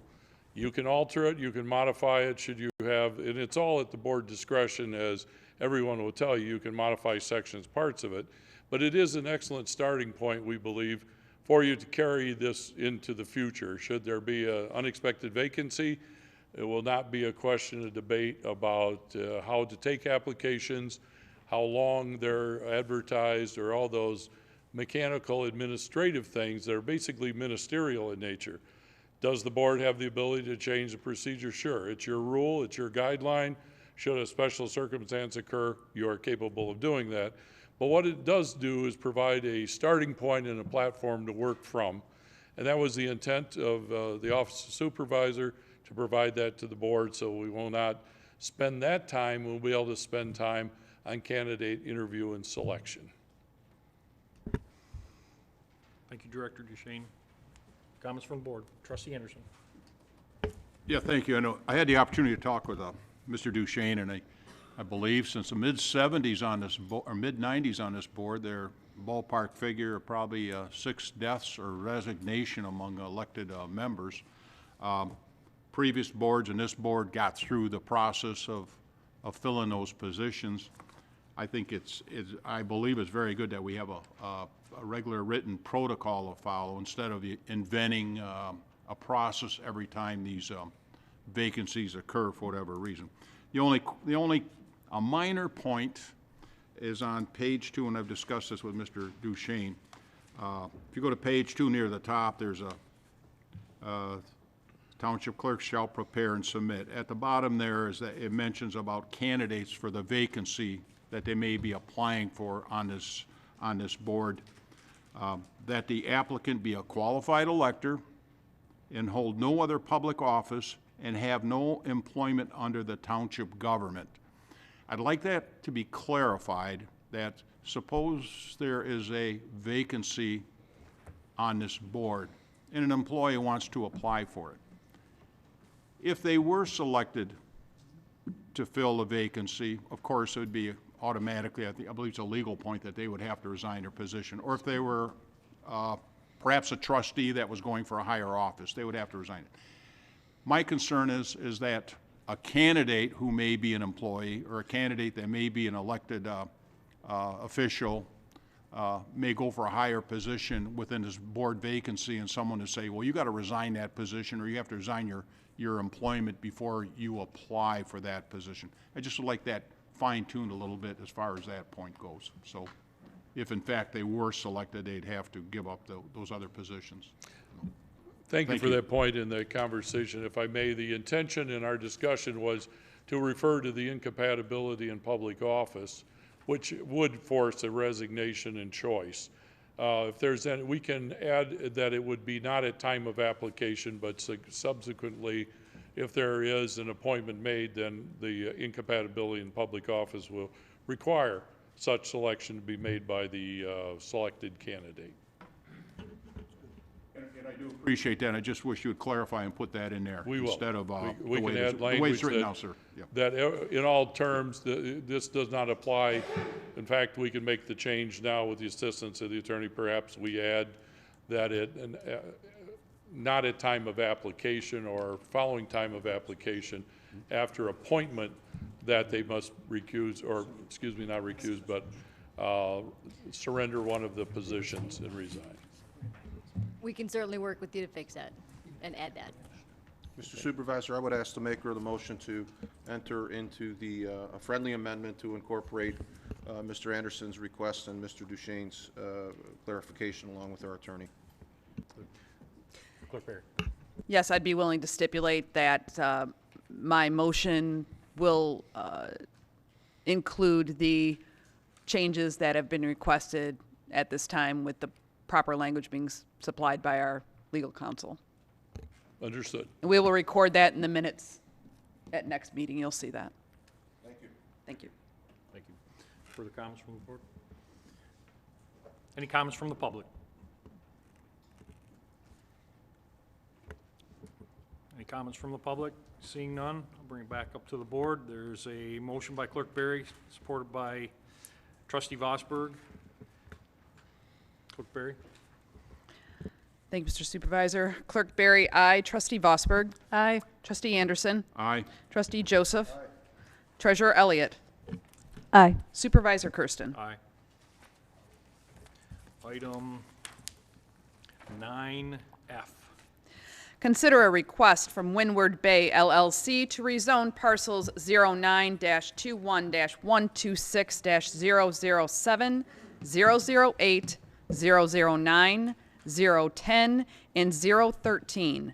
The request is to rezone the north 6.02 acres to C3 General Commercial and the south 43.7 acres R1C Single Family Residential from a mixed use R2 two-family residential, C3 general commercial, RM2 multiple family residential, and O1 professional office. So moved. There's a motion by Trustee Joseph, Second? support by Clerk Barry. Director Palin. Thank you. Yeah, this request was in front of the Planning Commission for a public hearing. As you stated in the agenda item, there's 5 parcels that's between Meldrum Brothers and Rain Tree condominiums that are requested to be rezoned. As you can see on the screen up there, it's kind of a mixture of zonings that there's really no rhyme or reason. So with this proposal, it would be the front approximately 6 acres would be C3 general commercial, and the back, the southern 43.7 acres would be R1C residential, which is 75-foot lots. The Planning Commission did review and recommend approval based on it being consistent with the master plan. And I can answer any questions if you have any. Trustee Joseph. Yeah, I just wanted to point out, having talked with Trustee DeMuynck, this was something that the Planning Commission approved and felt it was in the best interest of the township, that it was consistent with the needs outlined in the master plan. And if I could just point out one additional fact, having served on the Planning Commission, and something that I spoke with Trustee DeMuynck about specifically, the attorney representing this project is here tonight, Mr. Kirk, and I have really had the benefit of knowing every project that he ever brings to the Planning Commission is always very well laid out. There's always work done with the surrounding community to make sure that it's compatible, and every document that's the Planning Commission needs is in the packet. In addition, any engineering or planning recommendations where there are areas where maybe the township feels that the project could be enhanced this way or that way are always met by Mr. Kirk and his team in an exceptional way.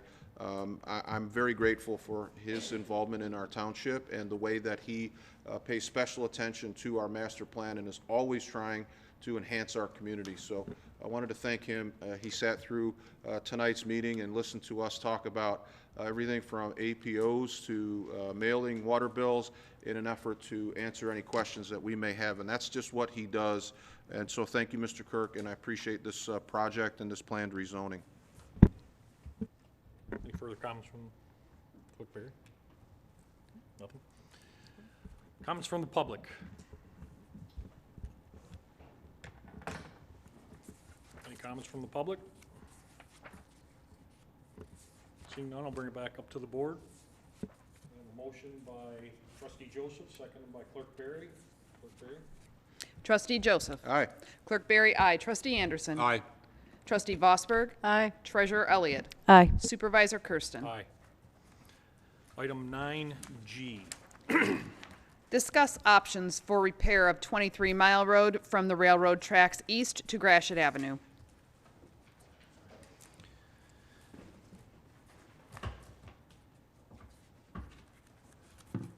Good evening. 23 Mile Road between Gratiot and the railroad tracks. We've been discussing options with the Macomb County Department of Roads for repair. The three options that are presented are option 1, which is a complete removal and replacement of the road pavement and the base material. That project would be funded 80% federal funding, 10% road commission, and 10% township. The soonest that work could take place is 2024. So that would be option 1. Option 2 would be a 4-inch mill, where they would mill out 4 inches of existing pavement and bring in 4 inches of new HMA. That option would last about 8 to 10 years, cost about $1 million, and that would be estimated $1 million. That would be a 50% township and 50% county cost. Option 3 would be a reduced mill project, a 2-inch mill, which in theory would get us to the 2024 complete road replacement. That also would be a 50-50 with the township, approximately $200,000 for the township and $200,000 for the county. So the first option would be a complete reconstruct and would probably last 20 years when it's done. And it's 80% funded by the federal government, 10% by the road commission, and 10% by the township. But it wouldn't be available for construction until 2024. So the intent is to discuss these three options and then get back with the county on which option we select, if any. I'll fill in a little bit. When I first became supervisor, this was one of the discussions that had already been taking place by Supervisor Accavetti, and I was inundated, literally several calls into my office as I was trying to get acclimated as to we have to do something with 23 Mile Road. It's terrible. We do travel that extensively. It is in poor shape.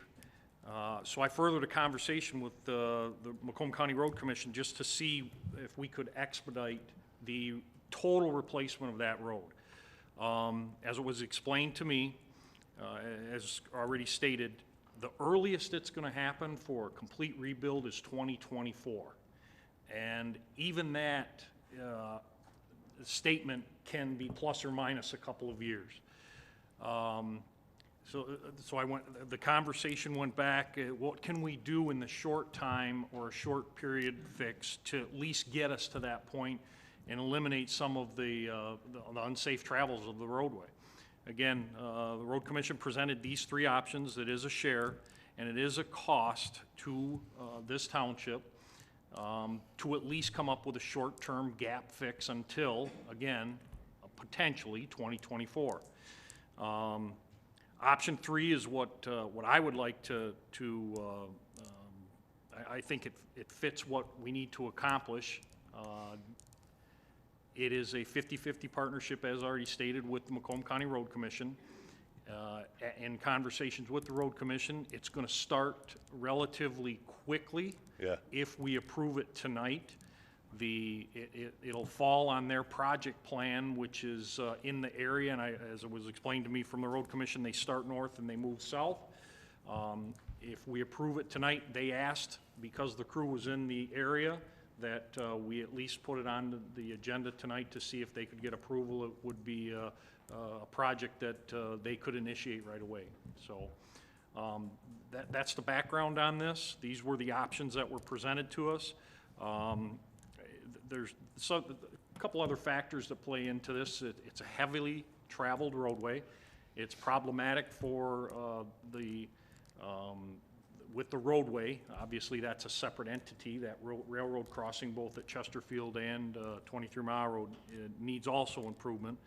Well, we've got some developments in the area. We've got some potential developers looking at areas to the north and to the east that if we leave this unimproved, it's only going to get worse. I've had the luxury of traveling, not to bring up an out of area, but the Mound Road project that if anybody traveled down Mound Road, it got ridiculous. And I'm afraid that's what this is going to, if left untreated or unmitigated, we're going to have that sort of environment on 23 Mile Road. So that's the history behind it. I'll forward it on to Mitch. I think we can get this done relatively quickly, but there is an expense to the township that, as Attorney Siebert stated at the last meeting, is on our roadways. We don't have to use our money, but I think the overall good of the community, I think this is money well spent to at least get us to 2024, to where that project potentially, as they already stated, it'll be a complete rebuild, much like you saw in Macomb Township on 23 Mile Road. So I'll take any questions. Trustee Joseph. First of all, Mr. Supervisor, thank you for engaging the county, because this is, in short, any resident that ever calls about a problem with a road in the township, odds are that road belongs to the county in terms of the maintenance and the upkeep.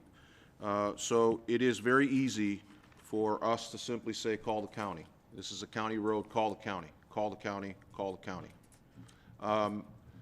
This particular stretch of roadway has been particularly hazardous. I've received calls, and I've talked with Trustee Anderson about some of the calls and emails that he's received. I received a message from a resident back in June who was beside herself, tremendous damage to her vehicle, but more important was the mechanical breakdown of the vehicle sent the vehicle off the road. And I know, in talking with our officers and Mr. Ballard, the amount of problems we have over there from cars that are literally no longer drivable as a result of hitting a chuck hole at the right angle. And after this particular individual tragedy, this individual contacted MDOT. She sent me a very detailed email laying out who she spoke to at MDOT, who again referenced her back to the county, indicating that there was some down the road plans, as Mitch laid out, Mr. O'Connor laid out, in 2024. I can't imagine what that stretch of road will look like in 2024 with another 3 seasons of freezing and thawing, and it's terrible and it's dangerous. This individual took the directive from MDOT and she called the county. And the Department of Roads responded to her plea and said that they had worked and they will continue to work closely with not only our township but identify projects in other townships where roads are in serious disrepair. They indicated that they had been working with the township to try to come up with a short-term, what I would describe as an item 3 type option that the supervisor laid out, but that never made its way to the board. what was happening when residents would come forward, they were just told that this is a county road and contact the road commission and so forth. I applaud you for not taking that path and for sitting down with the county and saying, what can we do together in a partnership?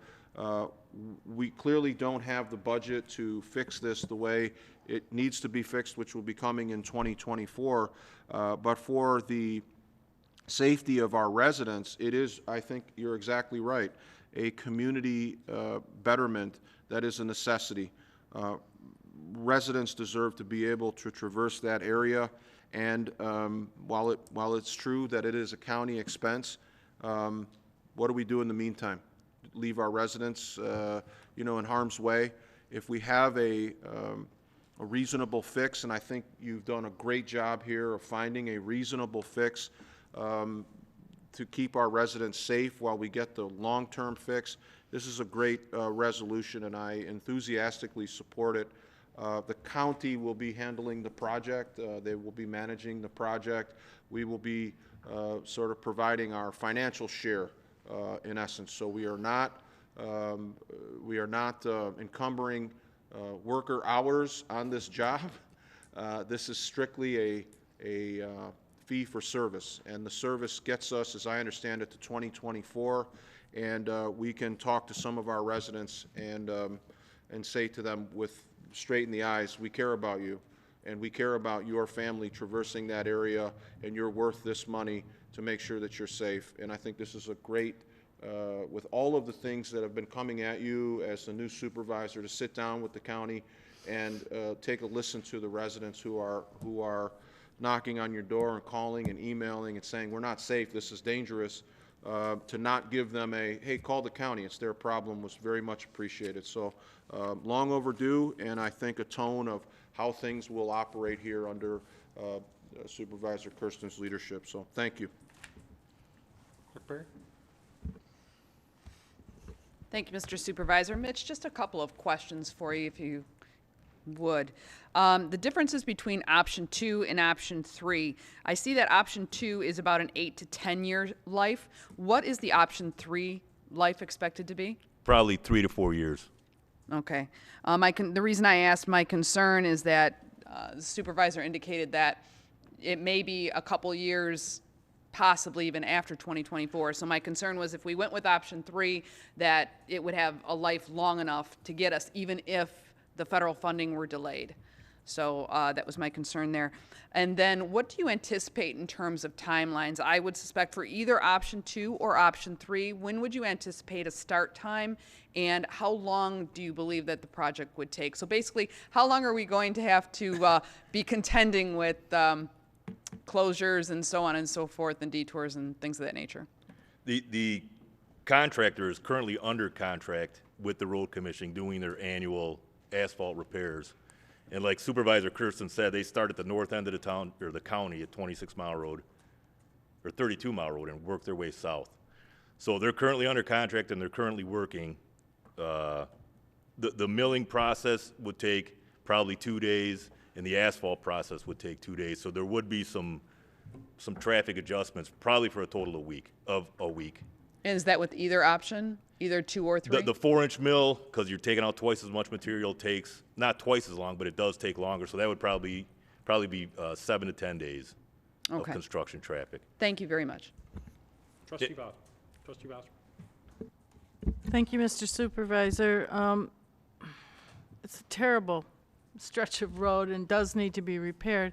I have some questions regarding, I don't know if to you or to Mitch, is fixing this portion of road on the County Department of Roads list? I do not know. We're going to submit it.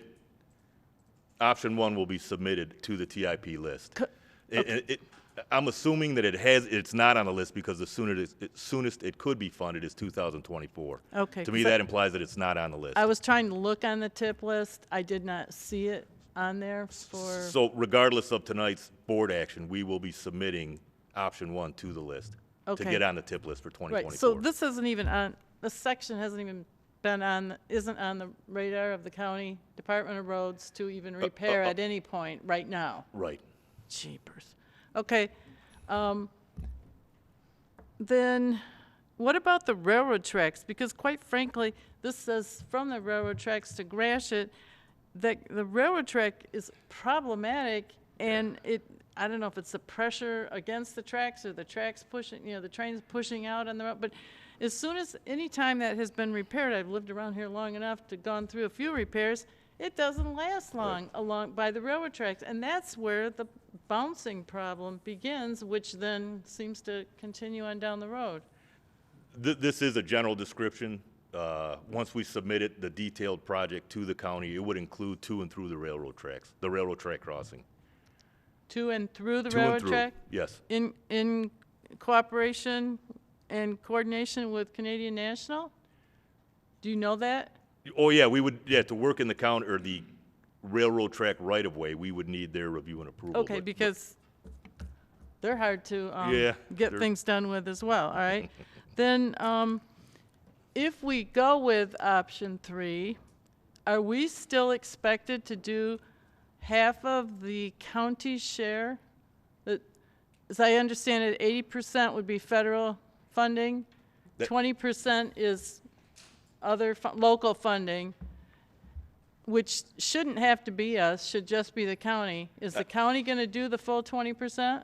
Option 1 is 80% federal funding, 10% county, 10% township. Correct. And The option 3, which is like I'm going to call it a short-term solution, right, is 50-50, 50% township, 50% county.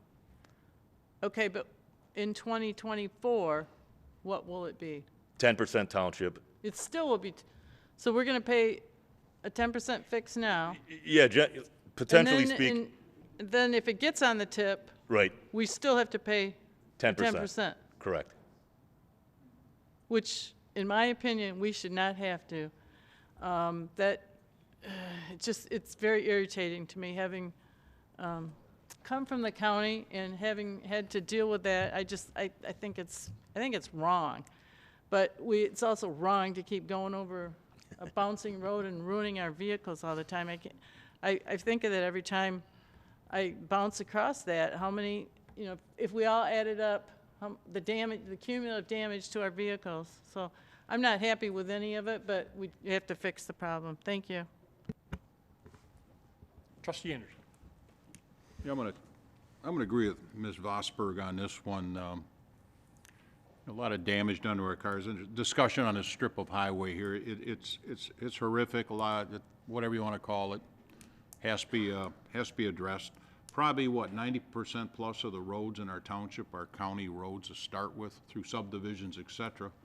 I mean, folks that live on Mentor, it's definitely not as heavily traveled as that, but a lot of our side streets are in deplorable shape too. Now, they don't carry the traffic, but I just hope when people start coming saying, I got an issue in my neighborhood with a road, that we're a little understanding there too. I can see it's kind of, we're going to pay for it now. It looks like it has to be done, and in 2 years, the township's going to get hit again with a bill. That's my understanding here, so.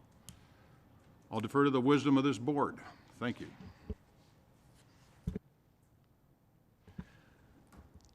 Any comments from the public? I'll open it up to the public.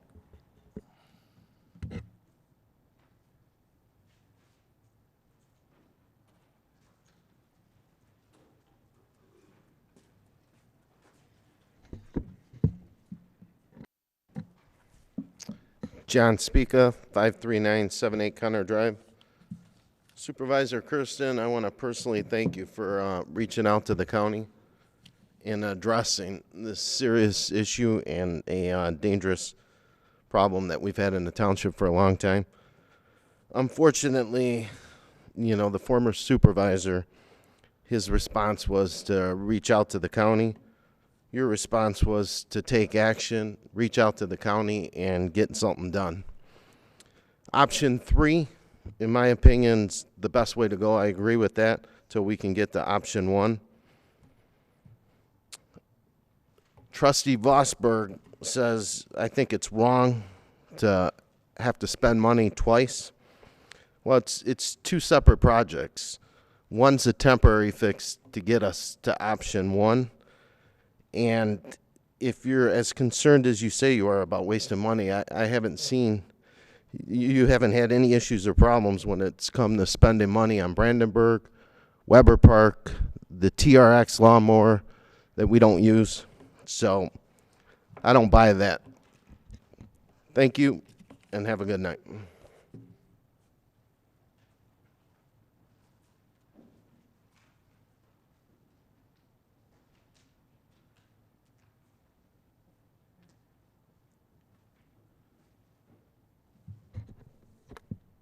Mike Horton, 50393 Bauer. So with this function, coming from a pavements background, I do have to ask with option 3 a few questions with how it's going to handle the truck traffic and any other heavy-duty traffic going over it, as well as you give the time frame for its usability as 2 to 3 years, but like the supervisor had said, there's possibility of a lapse of a year or two in option 1 going through, so it may not be 2024, but rather up to 2026 for a full repair with the 20-year plan. And it seems to be like that's our increments right now we're dealing with, where it's 2 to 3 years, 8 to 10 years, and up to 20 years. Obviously, the best option is the most long-term, and that is what road work should be amplified to. Too many road projects are done simply on the basis of get it done as quick as possible, but then a few years later it comes back and it's all ready to go again. Nobody's planning out for many decades in time, but rather just to get a seasonal fix.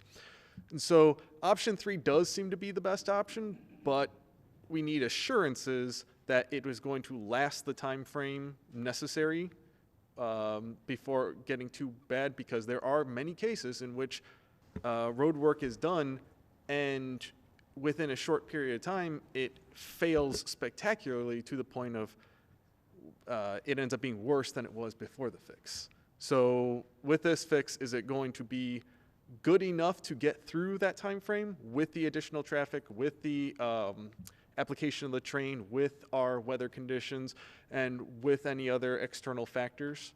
We need to ensure that the proper amounts of construction and methods for building are done with this project, especially with our concentrated dealings, because not only are we going to have to deal with the outcome of it, but we're also going to have to deal with the fact that this is a very busy thoroughfare, and the construction alone, even if for a short period of time, is going to be a nightmare on that stretch. Thank you.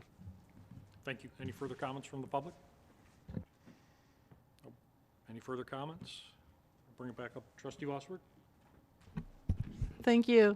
It just occurred to me, option number 3, if that would, seems like that's something that might be appealing to buy us a couple years. What would the cost be then? What is the cost for the complete replacement that we would be facing in 2 to 4 years, depending on completion? Do we know that? We don't know that there hasn't been a detailed estimate prepared, because there hasn't been a detailed scope of work prepared as far as the length of the project. I spoke with Scott Wanigat, and the number $2 million, there's a formula they have per lane mile. So $2 million, if it is a $2 million total project cost, the township's cost would be $200,000.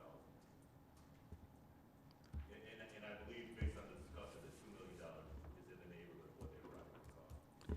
So we would pay, if I'm understanding this, we would pay $200,000 now to last us for 2 years, and then we'd pay another $200,000 in 2 years that would last for 20 years?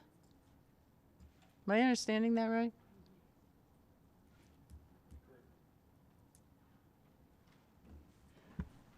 Why? Okay, why would it cost the same? And one will only last for 2 years, and one. The funding is different on the total road reconstruction. The federal fund would be 80% on that. So the township cost of the $2 million project would be 10%. The township's cost on option 3, which is a short-term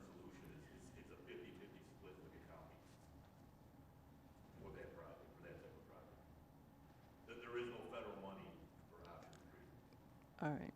Well, there is, because the county has PA 51 money that, to use for repair, and they should be using it all, in my opinion. So, all right. I don't know what how I want to vote yet, but that helped clarify that. Thank you. Thank you. Trustee Joseph. I'd like to make a motion, sorry? We're in discussion phase at this point. I'd like to make a motion to approve the expenditures associated with option 3. And any comments that there may be could certainly be afforded any board member under the debate of that discussion if I had support. I would support the motion with just a friendly amendment on the language to authorize the township supervisor to enter into an agreement with the county for road repairs, for a 2-inch mill road repair on the section of Gratiot from the railroad tracks, on the section of 23 Mile Road from the railroad tracks to Gratiot Avenue with a 50-50 split, costing the township approximately $200,000. That is option 3. Yes, Yeah, sir. that's Just what to I've asked clarify for. that for the minutes. So if the motion could just read exactly as option 3 is laid out, I think that would satisfy your request. So I would ask for the motion to approve township, to authorize the township supervisor to enter into the agreement as outlined in option 3. Continued support. Thank you.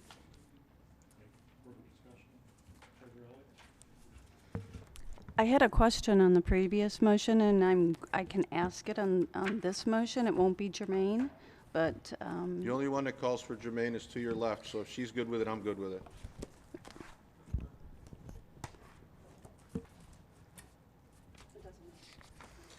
Very good. Motion by Trustee Joseph, support by Clerk Berry for option 3. Clerk Berry, please call the roll.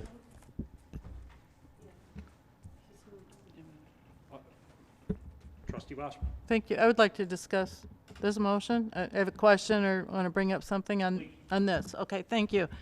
I'm not sure that we should make a motion this evening because I think there's additional, unless you already know these additional things, but in the summary that we don't have very much information, including we don't have the guarantee of how long we can, how long it will take for the next project to begin. And I think that's very important because option number 2 would cost us $500,000, and that will have a design life of 8 to 10 years. So I would like us to see that more information. If you're confident that this is a workable thing, that's fine, but the information I have does not include all that information. The only thing further that I would be able to add would be restated conversations with the Macomb County Road Commission as to the life expectancy of option 3, 2 to 3 years. That was really their projection. They did not, the formal documents were not drawn up because I wasn't sure what direction we would go, and obviously the 2024 option with tip money, with the government paying, it was still, as Mitch would be better to explain this portion of it, it's not even on the books yet. Right. So again, yes, I was looking for short term. I was looking for a short-term solution to get us through at least a couple, 3 years most, and that's really all that the road commission would commit to when we had those conversations. So I'm not an engineer. I don't know the life expectancy of bituminous asphalt. I'll defer to the engineer, and again, I can further those discussions with Mitch and the road commission and see if they are offering guarantees, but verbally we didn't get them. Right, and I would like, because I think perhaps option 2 could be fleshed out a little more, because that, to me, seems like that may be something we have to consider, especially because we don't even know if that will get on the tip. So we'd spend this money and it lasts for 2 years, and it might still never be on the tip. Transportation Improvement Plan.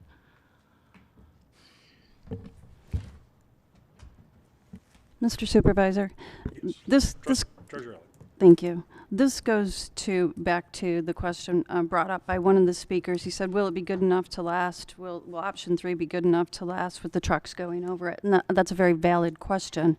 And so we say 2 to 3 years with regular traffic, or is that with the industrial traffic that does go over it? And there's quite a bit. And don't answer that yet, because I'm not allowed to speak often. So the other question is will option 2 or option 3 interfere with our application for option 1? So it's a two-part question. First is, do we have any idea if we go with option 3, if that actually will we fill it under the circumstances, under the scope of option 3, and then in 6 months 6 months, it only lasts 6 or 8 months. And then the other part is will option 2 or option 3 interfere with our application for option 1? Doing option 2 or 3 will not interfere with the application for option 1. The 2-inch mill and cap, in the county, who knows these things better than we do, is estimated 3-year expectancy. I'm sure it's based on the current traffic that's going through. They'll mill out 2 inches, then they do joint repair. After they mill that 2 inches out, and then they'll put 2 inches of asphalt back on top of it. But it is a 3-year, 2 to 3 year Thank you. I appreciate that. And I have been in this discussion for well over 4 or 5 months over this. It's a very difficult. It's a difficult discussion. It's a difficult, and yes, we've said it's probably costing more than $200,000 in repairs to people's cars. However, if we fix this, will it last? Will it work? And so these are great questions. Thank you for allowing me. I have a motion on the floor by Trustee Joseph, supported by Clerk Barry, to enter in an agreement for option 3 as stated. Clerk Barry, would you please call the roll? Trustee Joseph. Aye. Clerk Barry, aye. Trustee Anderson. Aye. Trustee Vosberg. No. Treasurer Elliott. Aye. Supervisor Kersten. Aye. Item 10, addendums, if necessary. There are no addendums. I'm sorry, did I miss public comment? I'm sorry. Item 11, public comments. There is a 5-minute time limit. Clerk will start the clock when the speaker begins.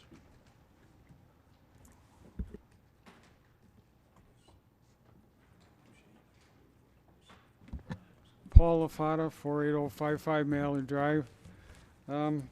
The presentation with numbers up there is quite interesting, but maybe the Township Board should have some other data.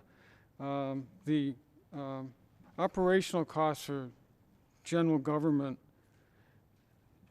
in 2016 was $2.2 million, less than the Plant Moran audit for 2020. Our revenues did not increase that much. Looks like we've got another expenditure coming on the books in 2024. Where's Township going to get $2 million? Because the general fund isn't going to have that extra money in it. So somebody needs to start planning. And utilization is one of the key metrics in efficiency. And if you're not efficient, you're puking money out the door. You're costing residents money. It's going to cost them money. You don't utilize the employees you've got, it doesn't matter. You're paying them to do less. It never made sense in the business world. It shouldn't make any sense in the public sector. I don't know where you people went to school. but you better keep your day job, because if you go out into the business world, you're not going to be happy, because somebody's going to look at you and they're going to say, well, you're saying you're going to, in fact, I think somebody's campaign flyer said efficient. Well, if you don't utilize your employees, you're not efficient and you just drive cost. And it's a fact. Go on the website, any website, it's been the same for the last 40 years. It's a calculation, and utilization is one of the keys. And when you grow government and you got more utilization than you want, and your general government costs increases by over $2 million in a 4-year period, and your revenues haven't increased because we didn't get our 50,000 residents that somebody promised when we were spending all the money when the budget went down. And if you look at our property tax revenue, it's almost back to where it was in 2008 before the real estate went bump in the night. So you got a lot of things to consider, and somebody needs to start being smart, because if you don't manage it now, when the day comes, there's not going to be anything in the piggy bank. Thank you.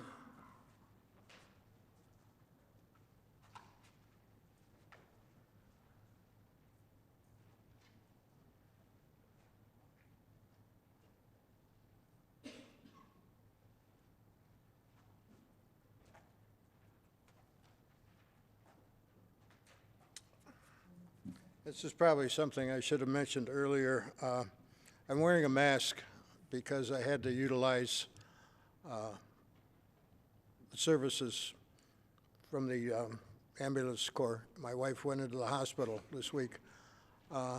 When I followed them in, they had closed down the hospital to visitors. I couldn't even go in. She went into emergency. I couldn't go in. Waited in the parking lot till, I don't know, probably 3 hours or 4 hours. And then they called me and I could come in. She was going to go into an operation.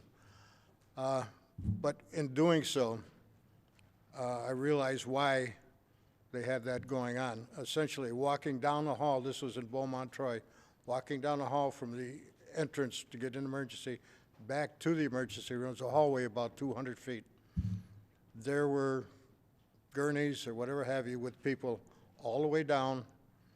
The emergency area, there were people that the rooms were overfilled, and there were people in the areas around the hallways in there. This thing is getting bad again, and it's obvious if you go to a hospital, you see what it's like. And came out of there, what it brought to mind was, particularly walking in here tonight, the fact that I guess certain members of the police department and certain members of the fire department got together to put the vaccine clinic here in the back. And they did this on their own. I tried to get Supervisor Accavetti to do it using block grant funds. Some of you people may remember. And he said no. And so we went, that was probably late January, we went till the members of the police and the fire department on their own got together and put that together. And I want to thank them for that. They did a real job for this residents here. And I think it's time now for this board to start putting out some information as to just what's going on with the COVID. It's not getting any better. This variant D is extremely contagious, and it's getting bad in this state again, in this area. And again, I want to thank the police department and the fire department for what they did on their own. The other thing is, again, getting back to the police department, when we lost power last week, I had occasion, I was going west on 23 Mile Road, and once past Gratiot, the lights were out till you got to, not County, Romeo Plank. And it was bad enough going west, but it was a time that everybody was coming home from work, coming east, and there were solid lines of traffic all the way back to the Romeo Plank. Because at those lights, essentially in this area anyway, there are 2 lanes west, 2 lanes east, and a center turn lane, and then the other streets, the cross streets coming across, everybody's trying to make it through, treating it like a four-way stop. And it was a real mess. Jefferson was no better, I found out the next day. I had called 911 when I was stuck in that traffic jam, basically to see where the police were. I thought it'd be a good idea to have a cop out there trying to direct traffic. Before I could get that out, the answer was, well, treat it like a four-way stop. Yeah, well, we're doing that, but we're not getting any place. So I'd like to make a suggestion that somewhere along your planning as to when things like this happen, you come up with an idea. If you have to use firemen or policemen at these intersections, you could really relieve a lot of that traffic congestion just by having somebody out there directing, saying, you know, letting 10 or 20 cars go through this way and then the other way. It was a real mess. And basically, if they had to get someplace on their own, a police or a fire, they weren't going to get any place anyway on those streets. Thank you.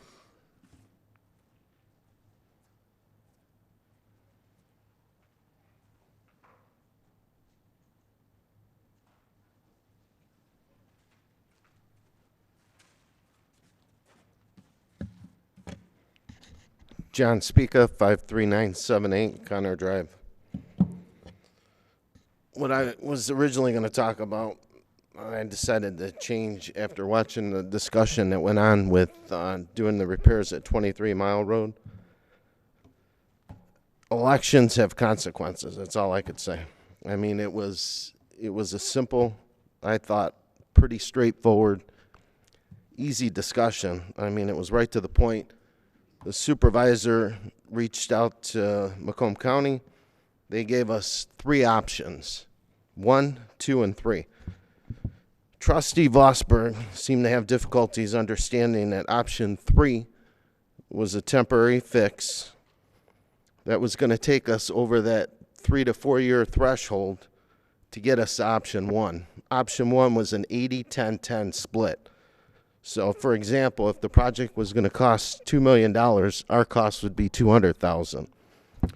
Yeah, it's 200 plus 200, but we need that temporary fix right now because that intersection is so dangerous that we need to be able to spend the money to get us to 24 to where we can get a longer term fix for the problem. So it was pretty cut and dry and pretty simple, but I just wanted to reiterate because there was difficulties in understanding that.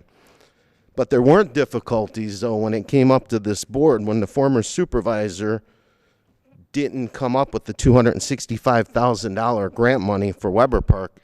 Not once have I heard Trustee Vosberg say, where's the $265,000 that was promised to the Chesterfield residents?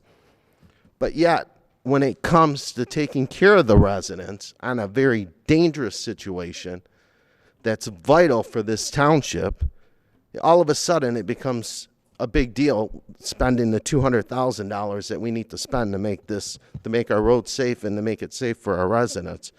When we spent $20,000 for a lawnmower that we didn't utilize, I didn't hear any discussion on that. When we subcontracted and Trustee Vosberg voted for subcontracting the lawn, I didn't hear anything on that end. So when it comes to the safety of the residents, there's always an issue. Another example of that was when Trustee Joseph brought up for the Supervisor Kersten to use a vehicle in case of an emergency. All of a sudden, there were 4 board members that had an issue with why the supervisor needed a vehicle and we weren't supplying. So anytime something comes up for the residents, it becomes an issue with certain individuals. But yeah, when we buy 2 new trucks in this township to be utilized by facilitations operator and his assistant, there's no flack or feedback for that. That's okay. But yeah, we want to put the supervisor in a vehicle so he can respond to an emergency while we have an intern. All of a sudden, it becomes an issue in this township. At the last board meeting, there were a couple things that were thrown out that I think were incorrect. The word corruption was used, and corruption was never used by anybody here in the audience, so I think that was a misinterpretation of what was interpreted by the board. There was one of the residents did, use an example of the former, not the former supervisor, but Mr. Lovelock in connection on how the former supervisor, Mr. Accavetti, has actually done more damage to this township than what Mr. Lovelock ever did. And I think that got misinterpreted to corruption. So that was incorrect. My statement that I made, where the ship is sinking in this township, it is sinking. So unless we drastically change course, I mean, we've got a projected budget deficit of $2.5 million. I mean, I've got faith and confidence in the new supervisor that we can turn that around. We need to work together, continue to be transparent, and put the facts out there the way they are. And again, I want to thank the supervisor for reaching out to Macomb County and for presenting these three options to the residents. And I want to thank the board that voted for it and supported option 3 as a temporary fix. And one other comment that I had, Miss Elliott, you made a comment that this is, very difficult, this decision, that you've been tossing it around for 4 months. It's an easy decision. There's nothing difficult about that. If this is difficult, I hate to see what's coming, straight ahead and how difficult that's going to be for you to. Time's up, Mr. Speaker. Thank you very much. Yep.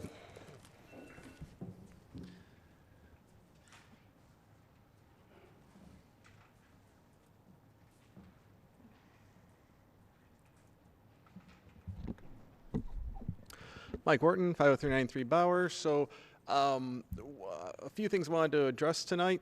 One is with a lot of the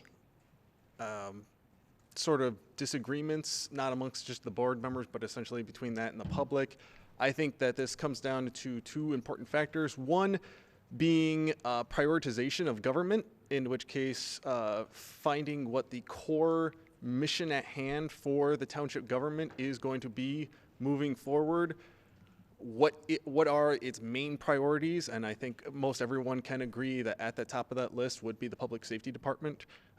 Police and fire have historically been crucial to any local municipality in the providing of the services, and so I think that in both the taxation and budget allocation should be put up there as the prioritization. However, what a lot of things were discussed tonight were a lot of issues regarding 5 figures in expenditures on certain things that people thought were either good or bad.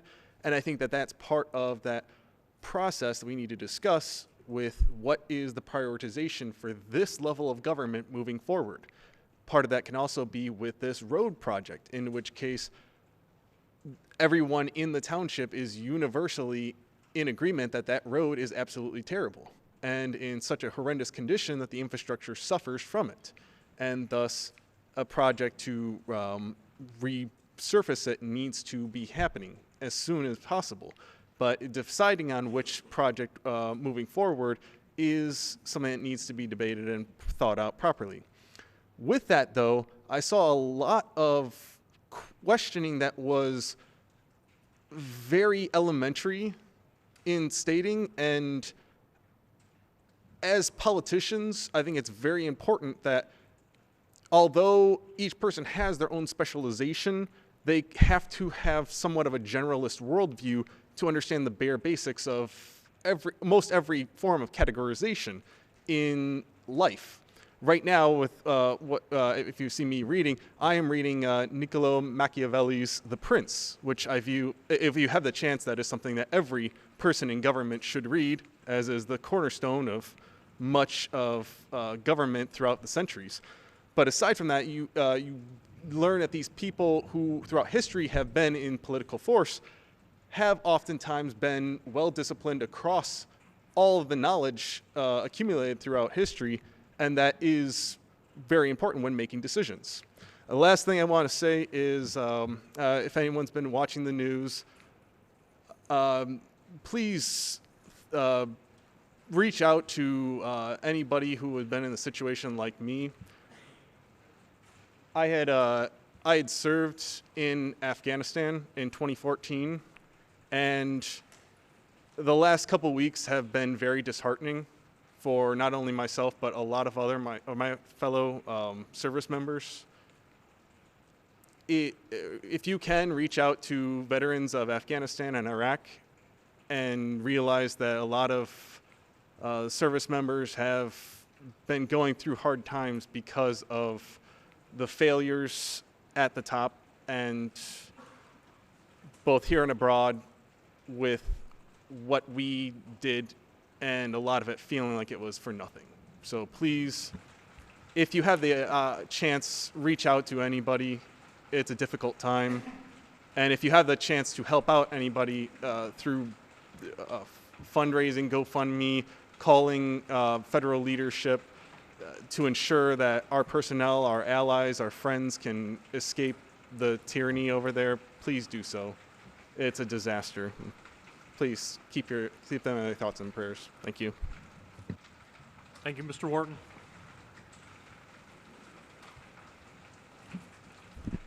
Hi, my name is Don Bisson. I live at 30021 Arlington. I just have some quick points. Do something with this sound system. Spend some money, please. I want to thank Mr. Anderson. You can't hear me. Okay. You need to spend some money on this sound system. It's ridiculous. Number two, I want to thank the police department and fire department for what they do.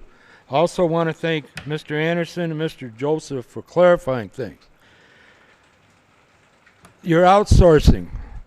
Are you also outsourcing payroll, taxes? You're going to get to the point where you're going to outsource the board.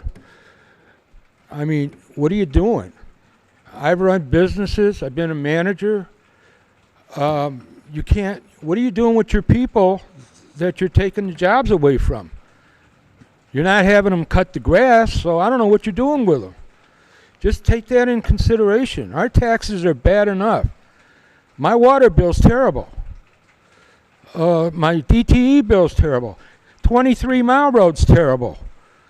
You got to fix it, but you better look at other considerations how to do it. I don't know if number 3 is the right way to go. That's up to you guys. I thank you. I'm not trying to disparage your comments and the job you do. I really appreciate it. Thank you. Thank you, sir. Any more comments from the board? Any more comments from the floor? Public? Any more comments from the public? I'll bring it back up to the board. Trustee Vosper. Thank you, Mr. Supervisor. I just want to make a comment on why I voted against the road improvement project on 23 Mile. I think it definitely needs to be improved. I definitely think the 23 Mile road project needs to be improved. The reason I voted no is just because I think I would like to see a way of improving it that might last a little longer. I don't know that we will be able to make it last past 2 years, and I'm doubtful that something better will come along after that 2-year period. That's why I voted the way I did. That road project and any other road project in our township that belongs to the county, we've been increasingly asked to pay more toward that. We should not have to pay for that. Our tax dollars that we pay to the federal government for the Public Act 51 money and our tax dollars that we pay to Macomb County that come on our tax bill is supposed to pay for the rest of that. I encourage everyone to call the Macomb County government, call the office of the county executive. It's 586-469-7001, and let them know you're not happy that your local tax dollars have to go toward repairing the road. Thank you.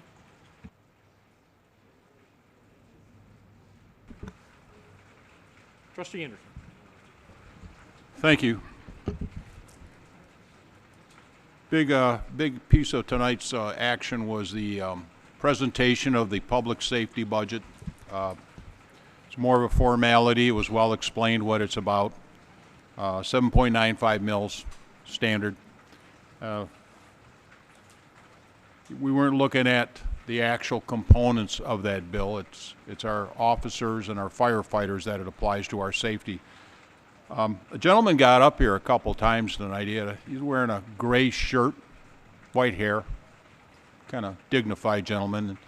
He's a former trustee of the township. Not trustee, correction. He's a treasurer, was a treasurer. Very knowledgeable, close to 40 years in the private sector dealing with numbers. I miss him. He had his finger on the pulse the entire time he was here the last 4 years. He did mention one thing out of the police budget. There's what's called contractual and general administrative fees. They have grown considerably over the last couple years. Supervisor Kersten inherited that budget. Mr. LaFata mentioned those figures are up near close to $900,000 a year is pulled out of your what you pay for public safety in the form of these fees. Mr. Kersten's assured me that we will be taking a look at these. A couple weeks ago, I think today, no, a couple weeks ago tomorrow, about 4:25, I was gazing at the wind blowing through Sugar Bush, Callan's area, and power went out. A couple minutes later, a DP truck going like a bat out of you-know-where, pulling a generation down to Jefferson to the pump station. I know at times they're kind of critical of events around here, but I want to commend the DPW for that. Something else today, the bridge that's over the Meldum drain on Sugar Bush, it's a main pedestrian area for people that live in the area as well as our students going to middle school south. Faculties and operation workers from the township were working on the bridge. After 4 years, nothing was done. They were sanding, working on it. It was a pleasure to see that. Increase the lifespan of that very important bridge over a creek, keep people out of Sugar Bush, which is dangerous, the only other way to get around. And it's great to see them there instead of sitting in parks and paddle areas and other things. Everybody be careful tonight. Oh yeah, one last thing. Those of you that stayed here to the painful end, you got a chance to see your government in action. You know, I'm sure we're paying attention to what's happening in Afghanistan, Washington, and Lansing. This is your closest piece of government that you can get close to. You can actually see how your money is invested or whatever. It was great to see everybody here tonight. I would love to see this every meeting. You know, we should not operate in a vacuum dealing with your funds, dealing with the welfare of your community. And I thank you for being here tonight. Trustee Joseph. Thank you, Mr. Supervisor. A lot to go through. I'll try to get through it quickly. Speaker that came to the podium that talked about efficiencies is something that individual has talked about since I've known him. When they were on the board, the committee that was the Water and Sewer Rate Advisory Board, actually a couple of speakers tonight were on that board, and one of the things that was recommended to the Township Board is that we make no rate increases without an efficiency review and making sure that we don't have taxpayers, water and sewer customers paying for inefficiencies. And that is an ongoing battle. It really is. And I think it's getting better under the new supervisor, and I'm happy with that. But if we look at how we spent money over the last 4 years, we were constantly told that the township was in great shape. What we heard week in and week out was extremely confident in the future revenue of the township stemming from what was believed to be the census data. The census data, as many of you know, drives the state revenue sharing, and a census increase in Chesterfield, which was projected to be over 50,000 residents.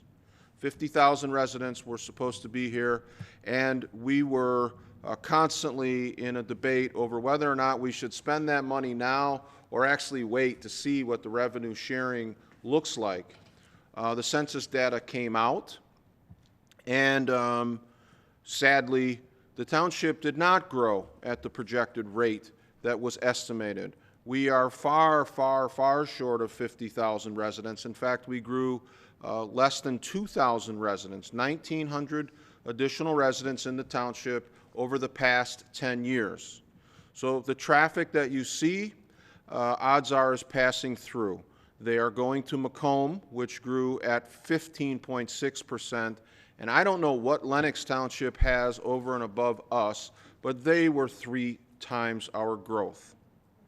And it was very, very disappointing to see the deficit spending, the growing of government, the frivolous capital improvements that did not enhance, in my opinion, the safety and welfare of our residents. I will forever, and I applaud those who worked hard and put a lot of energy into it, but I can't tell you how many times I get a text message or a voicemail from a resident who this morning I was getting ready for work, and I got a voicemail, and it said, how much did we spend for these weeds and the people that are over here pulling the weeds at Brandenburg? The amount of energy that went into Brandenburg is highly touted and referred to as a legacy, and I can't help but think what that could have been. I can't help but think what that could have been. We were in a chamber event, an Anchor Bay Chamber event that was held over at Brandenburg Park recently, and I kept drifting away from the speaker because behind me was a jam-packed beachfront. Just a very small parcel, and all of the activity around the ice cream shop and the restaurants and the buildup that New Baltimore has seen as a result of an enhanced element of their community, which is a beachfront park. Our beachfront park now and for the foreseeable future will be a great place for fish. And if you want to visit them, you can go down there and take a look. But I think what you're going to experience is not the same experience that would have been realized if we had the foresight and the support of the board to put in maybe some boat slips and attract the boaters from Lake St. Clair to come into our township, dock their boat and wander into a neighboring restaurant that hopefully would follow the natural progression of how things operate. So boaters coming off the water looking for a place to have a bite to eat, enjoy the splash pad and some of the other things. Now they can come off the water and walk over and take a look at the fish habitat. You can't really see the fish because it's kind of murky, and that's where fish like to live, but that is our legacy. Train loads of cement blocks dumped into the lake to stop the waves, the natural cleansing of that beachfront through waves. So if you're really a big fan of mosquitoes, you're gonna love that. And it is one of the great disappointments from my time. The other is I don't know what I could have done differently or more effectively. The spending that's gone on and the hopes that the $50,000 resident mark and increased revenue sharing was going to bring us a windfall. Of course, that didn't happen, and we're going to be left to strategize and come together at every opportunity to save revenue, because one of the speakers who talked about it hit right into my wheelhouse, which is the priority and the core function of government, which is public safety. And if you don't have a safe community, you really don't have a community. And so everything that potentially leaches off of that, when you're talking about administrative fees or the devaluing of our employees, and we make no mistake, we've heard the term several times tonight, outsourcing. We didn't outsource, we ad-sourced. We continue to keep the same workforce, and then we add expenses to the department. So additional costs, and then we mask them as savings because we can free up our employees to do other things. What are the other things? That never seems to be shown in terms of the other things. The past two treasurers I know, because I consider them friends, ran very, very efficient offices. and their people worked from morning until night. And they really did put in the hours for their salary, and I'm grateful to them, and I always have been to the township employees. And to see their work eroding and continue to erode and erode and erode and erode, residents are right to say, why are we paying for it twice? Why are we paying for it twice? And I'm not a big fan of savaging the workforce after we say, oh, we got this covered cheaper, it's outsourced. I don't know that we do. I don't know that we do. And it's happening. It's an erosion that happens a little bit at a time. The comments about the 23-mile road, calling the county executive and telling him he's responsible for the roads, again, it's true, and demanding that he do it. But let's not forget we had an opportunity to have a discussion about something we heard during the flag waving. So there's a lot of flag waving and a lot of patriotism expressed over the support of the Selfridge Air National Guard Base. And although I supported the concept, we passed a resolution that said the Selfridge Air National Guard Base brings $700 million into the region. $700 million to the region. And I said, hey, everyone, now is our chance to get a seat at the table and say, how about some of that $700 million in defense contract money that comes into the region, into this county, be spent on roads? How about, instead of having our residents drive down roads that look like they've been bombed, like Mr. Wharton talked about in Afghanistan, why not some of that $700 million be earmarked for roads? Since Chesterfield is the principal source of surrendering our ability to enhance revenue by development on the south end, why don't we get some of that $700 million? Oh, that was an obscene gesture. That was responded to in the most hostile way you could ever imagine, including personal ramifications for me for even suggesting it. Yet here we are, that same individual is now saying, call county executive, it's his job. Well, yeah, of course it is, but what about when they carve up the money to begin with? Why not being there when you're strategically invested in that? And my heartfelt gratitude to the supervisor for negotiating that deal, and for a board member to, on one hand, say, I've been working on this for 4 or 5 months, but I'm not allowed to speak. Don't buy that for a second. Don't buy that for a minute. Because you have a full-time job and you're accessible, you can access every township official that's involved with that transaction and get all of your questions answered, yet you ask questions that are contained in the packet.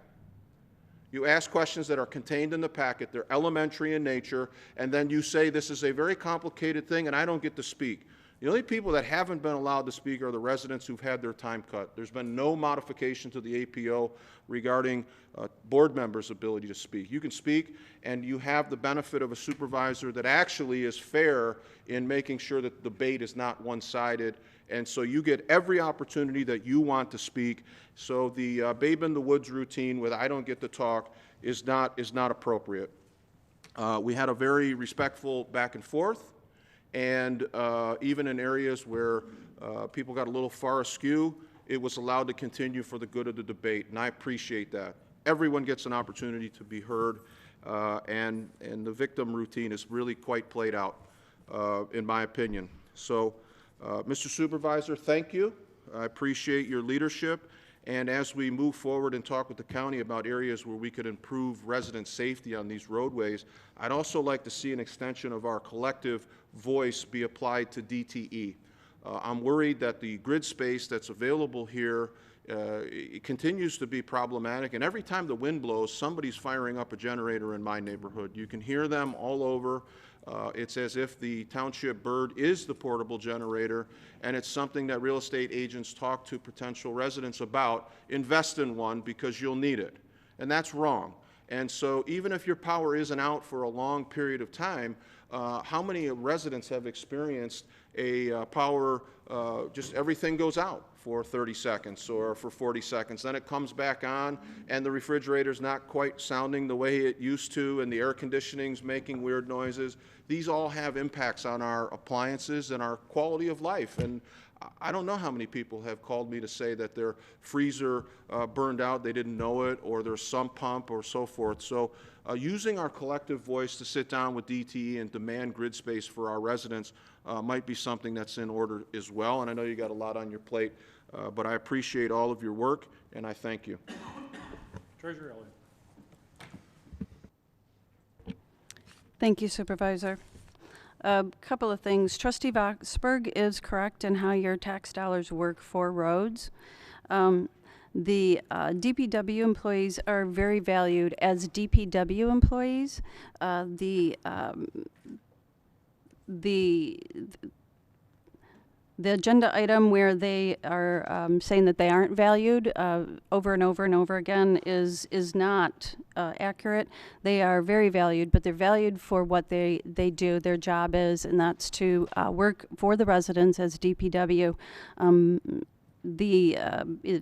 wouldn't say that outsourcing, having a printing and mailing company print and mail the bills was a good choice, and I think that we're going to see in the long run, in the next year, we're going to see DPW really upgrade their technology and begin to be much more efficient.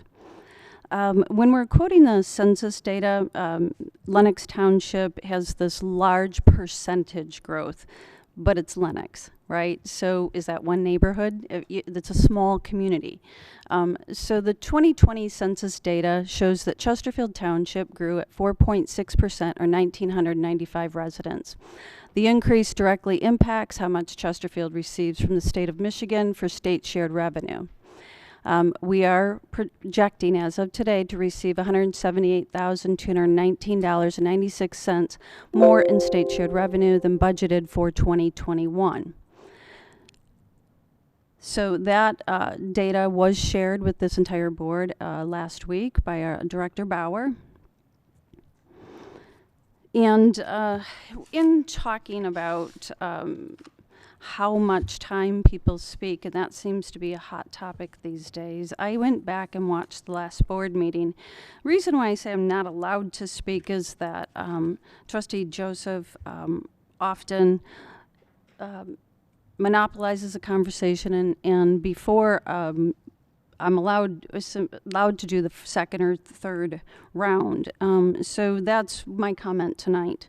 And so I went back and I watched the last board meeting, just to give you an idea. Did some approximately how much do people talk cumulatively. So Trustee Anderson spoke approximately 5 minutes. Vosberg spoke approximately 7 minutes. I spoke approximately 8 minutes. Supervisor Kersten, who chairs the meeting, about 12 minutes. Clerk Barry, who reads every agenda item, about 17 minutes. And of course, Trustee Joseph, you win the prize at about 46 minutes. All right. So some of the employees spoke and some of the public participation. We have some folks who are here every meeting. Mr. Wharton spoke about 4 minutes, and both Mr. LaFata and Mr. Spica spoke approximately 9 minutes. Mr. LaFata additionally emails the board and writes letters to the editor. Last week, he submitted a public apology, I appreciate that, to me for false accusations, blaming that on flawed data that he received. And Mr. Speaker also used his public comments to continue that false accusations. If you're going to be speaking, as much as the pressure is that you put on the board members, also I'd say to the public, it is also for you to get the data correct. So when we're using such things as talking about the budget, make sure that the words that you're using referring to the budget, double check and make sure you're using the correct words as well, and you're not spreading more false information. Thank you. Clerk Bear. Thank you, Mr. Supervisor. It's getting late. I'll make it brief. To keep abreast of all of the changes that are going on in the clerk's office or all of the services that are available to constituents, you can always go to our website 24/7. There are individual pages on elections, FOIAs, any type of clerk services, including permitting, notary services, passports, all of that information is available on our website. In addition to that, you can sign up to be notified if there's a particular issue, a meeting that you would like to follow. You can be notified by text, you can be notified by email. In addition to that, you can also follow us on social media, and I encourage you to do that. That's the fastest way that we can get information out to the public, and we've been utilizing that at a much higher rate. We are now one of the most closely followed clerk's offices anywhere in Southeast Michigan on social media, Facebook, as well as Instagram. You can go to the office of the Chesterfield clerk, and that's what you would search, and we can update immediately. So we find that social media is a very good tool to use, and we've been utilizing that on an ongoing basis to update you as to any changes that occur on a day-to-day basis, and just to provide sometimes interesting information. In addition to those posts, you will see, in addition to the graphic that's posted, there will always be a link back to the website or back to the source document that you can cite or that you can go to if it's a form or if it is a state website or a federal resource. We will always include the link for you as well. So when you're looking at that graphic, make sure to look at the language as well in the post, because there will be usually an embedded link there to provide you with the source document reference, which will be very helpful for you, particularly if you need to fill out a form. So it should have the direct link to that. In addition to that, just would like to thank my fellow board members for approving what was item 9D, and that is the changes to the APO for filling board vacancies. It is very helpful to us, although we are responsible to do that, to have a protocol and directives in place as to how to do that is very helpful. That way all members of the board and the public are aware of how that process takes place, and I'd like to thank you for your unanimous support of that item. Lastly, the Clerk's Department does provide a number of services to the public, including notary services, passport services, licensing and permitting for various purposes, business purposes and so forth, and we are available to help you 8 to 4:30, Monday through Friday. You can also call the clerk's office at 949-0400. Please choose extension 5. Thank you. Thank you, Clerk Barry. I'm just going to make a few quick bullet points. To the comment of the public safety SAD, yes, we do need to present that in a better fashion and roll that out with hopefully some more modern language, and we'll get better at it. My hope is to address this in next year. But please, as Trustee Joseph said, please take part in the upcoming budget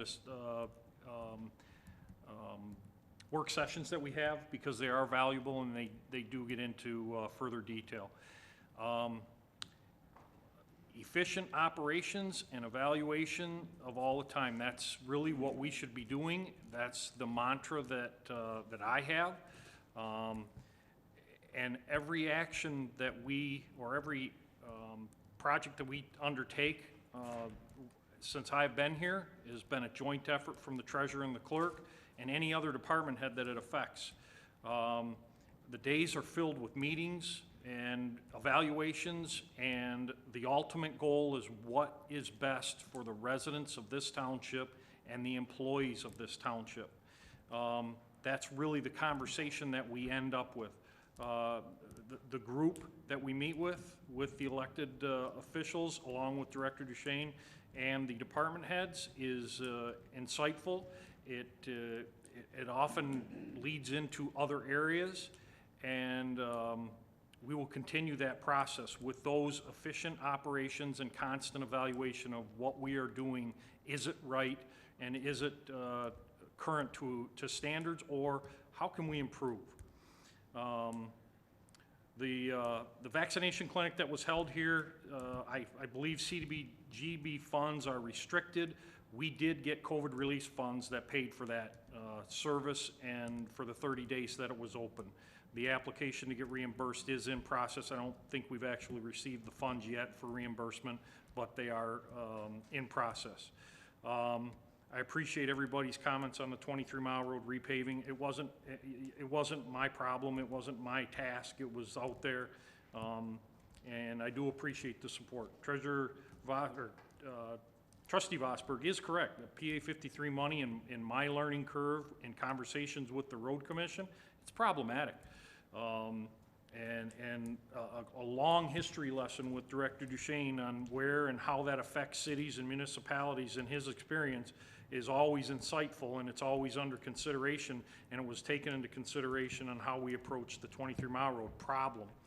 On a side note, we've got another problem, and it's sidewalks. And I know we have a program in place that we're working on that we intend to roll out, but there's other issues with our sidewalks and our curbs that unfortunately we are responsible for. It's not the county. So that the plan and direction that we have, or that I am going in, at least while I'm sitting in this position, is to come up with some sort of funding mechanism that when these issues come up, we at least dedicate some funds to fix those either sidewalks or roadways. I did mishear in the last meeting. Yes, I did mishear, and I did quote or make a statement about, took an inference of a statement, and I apologize for that. I did take the inference from a comment that was made, and I apologize for that. Mr. Wharton, thank you. Did you leave? He did leave. Mr. Wharton, thank you for your service. I appreciate it, and you are spot on when it comes to veterans. We owe so much, and we all pay very little. There was a comment about payroll and evaluation. There is a systems evaluation going on in place right now within this building on everything that we do. And again, the evaluation team is the elected officials and key department heads. There are several areas that we're inefficient in this operation, and we need to improve on it. And it starts as low as licking stamps and putting water bills in the mail, to just how we share information across the board in this township. Definitely lacking. And I don't blame anyone. It's just, it is problematic, and I do plan on addressing that and bringing some solutions to the board in the coming months. I think you're going to see a couple of solutions coming forward, both in the IT and the employee evaluation side of how we function day to day here. The DT, it's funny that was mentioned here. We received an email. We are working with DT, and again, that was a conversation that Trustee Joseph and Trustee Vosberg both brought to the table when I first started here. We have a problem here. We have a contact that we have been working with. We shared some more information today with them. I've got some ideas that Mr. Arroyo and Jonathan in planning actually brought up today that I think the board and the community would be enlightened in. So we're going to work on that. My hope is to at least bring an idea forward to the board to at least see if it's feasible and if we should further that discussion in partnership with DT, which absolutely addresses the lack of supply that we have here. So with that being said, item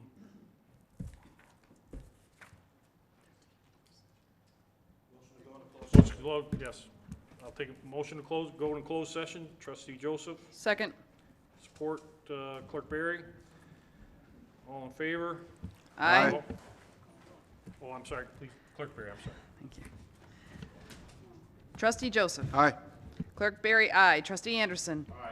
Trustee Vosberg. Aye. Treasurer Elliott. Aye. Supervisor Kersten. Aye.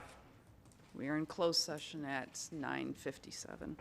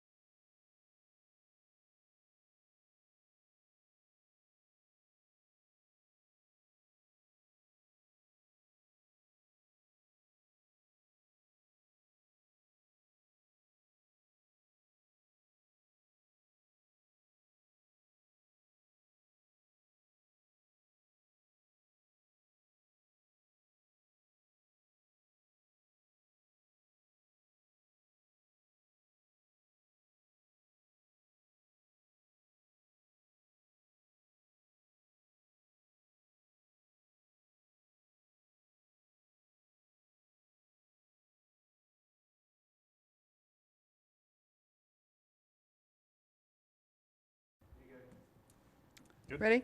Motion to turn to open session. Trustee Joseph, support by Trustee Anderson. Other way around. Clerk Berry. There's a, We had to take a roll call to return to I'm open sorry. session. Clerk Berry, call the roll. Trustee Anderson. Aye. Trustee Joseph. Aye. Trustee Vosberg. Aye. Treasurer Elliott. Aye. Supervisor Kersten. Aye. Clerk Berry, aye. We'll return to open session at 10:56. As a result of the closed session, there is a action item to be read by the clerk. Clerk Berry, please read. Mr. Supervisor, I'd like to make a motion to direct legal counsel to discuss settlement options with the plaintiff's counsel as discussed in closed session. Support. Motion by Clerk Berry, support by Trustee Joseph. Clerk Berry. Clerk Berry, aye. Trustee Joseph. Aye. Trustee Anderson. Aye. Trustee Vosberg. Aye. Treasurer Elliott. Aye. Supervisor Kersten. Aye. Mr. Supervisor, motion to adjourn? Motion to adjourn Second. by Trustee Joseph, supported by Clerk Berry. All those in favor? Aye. Aye. Opposed? Meeting adjourned.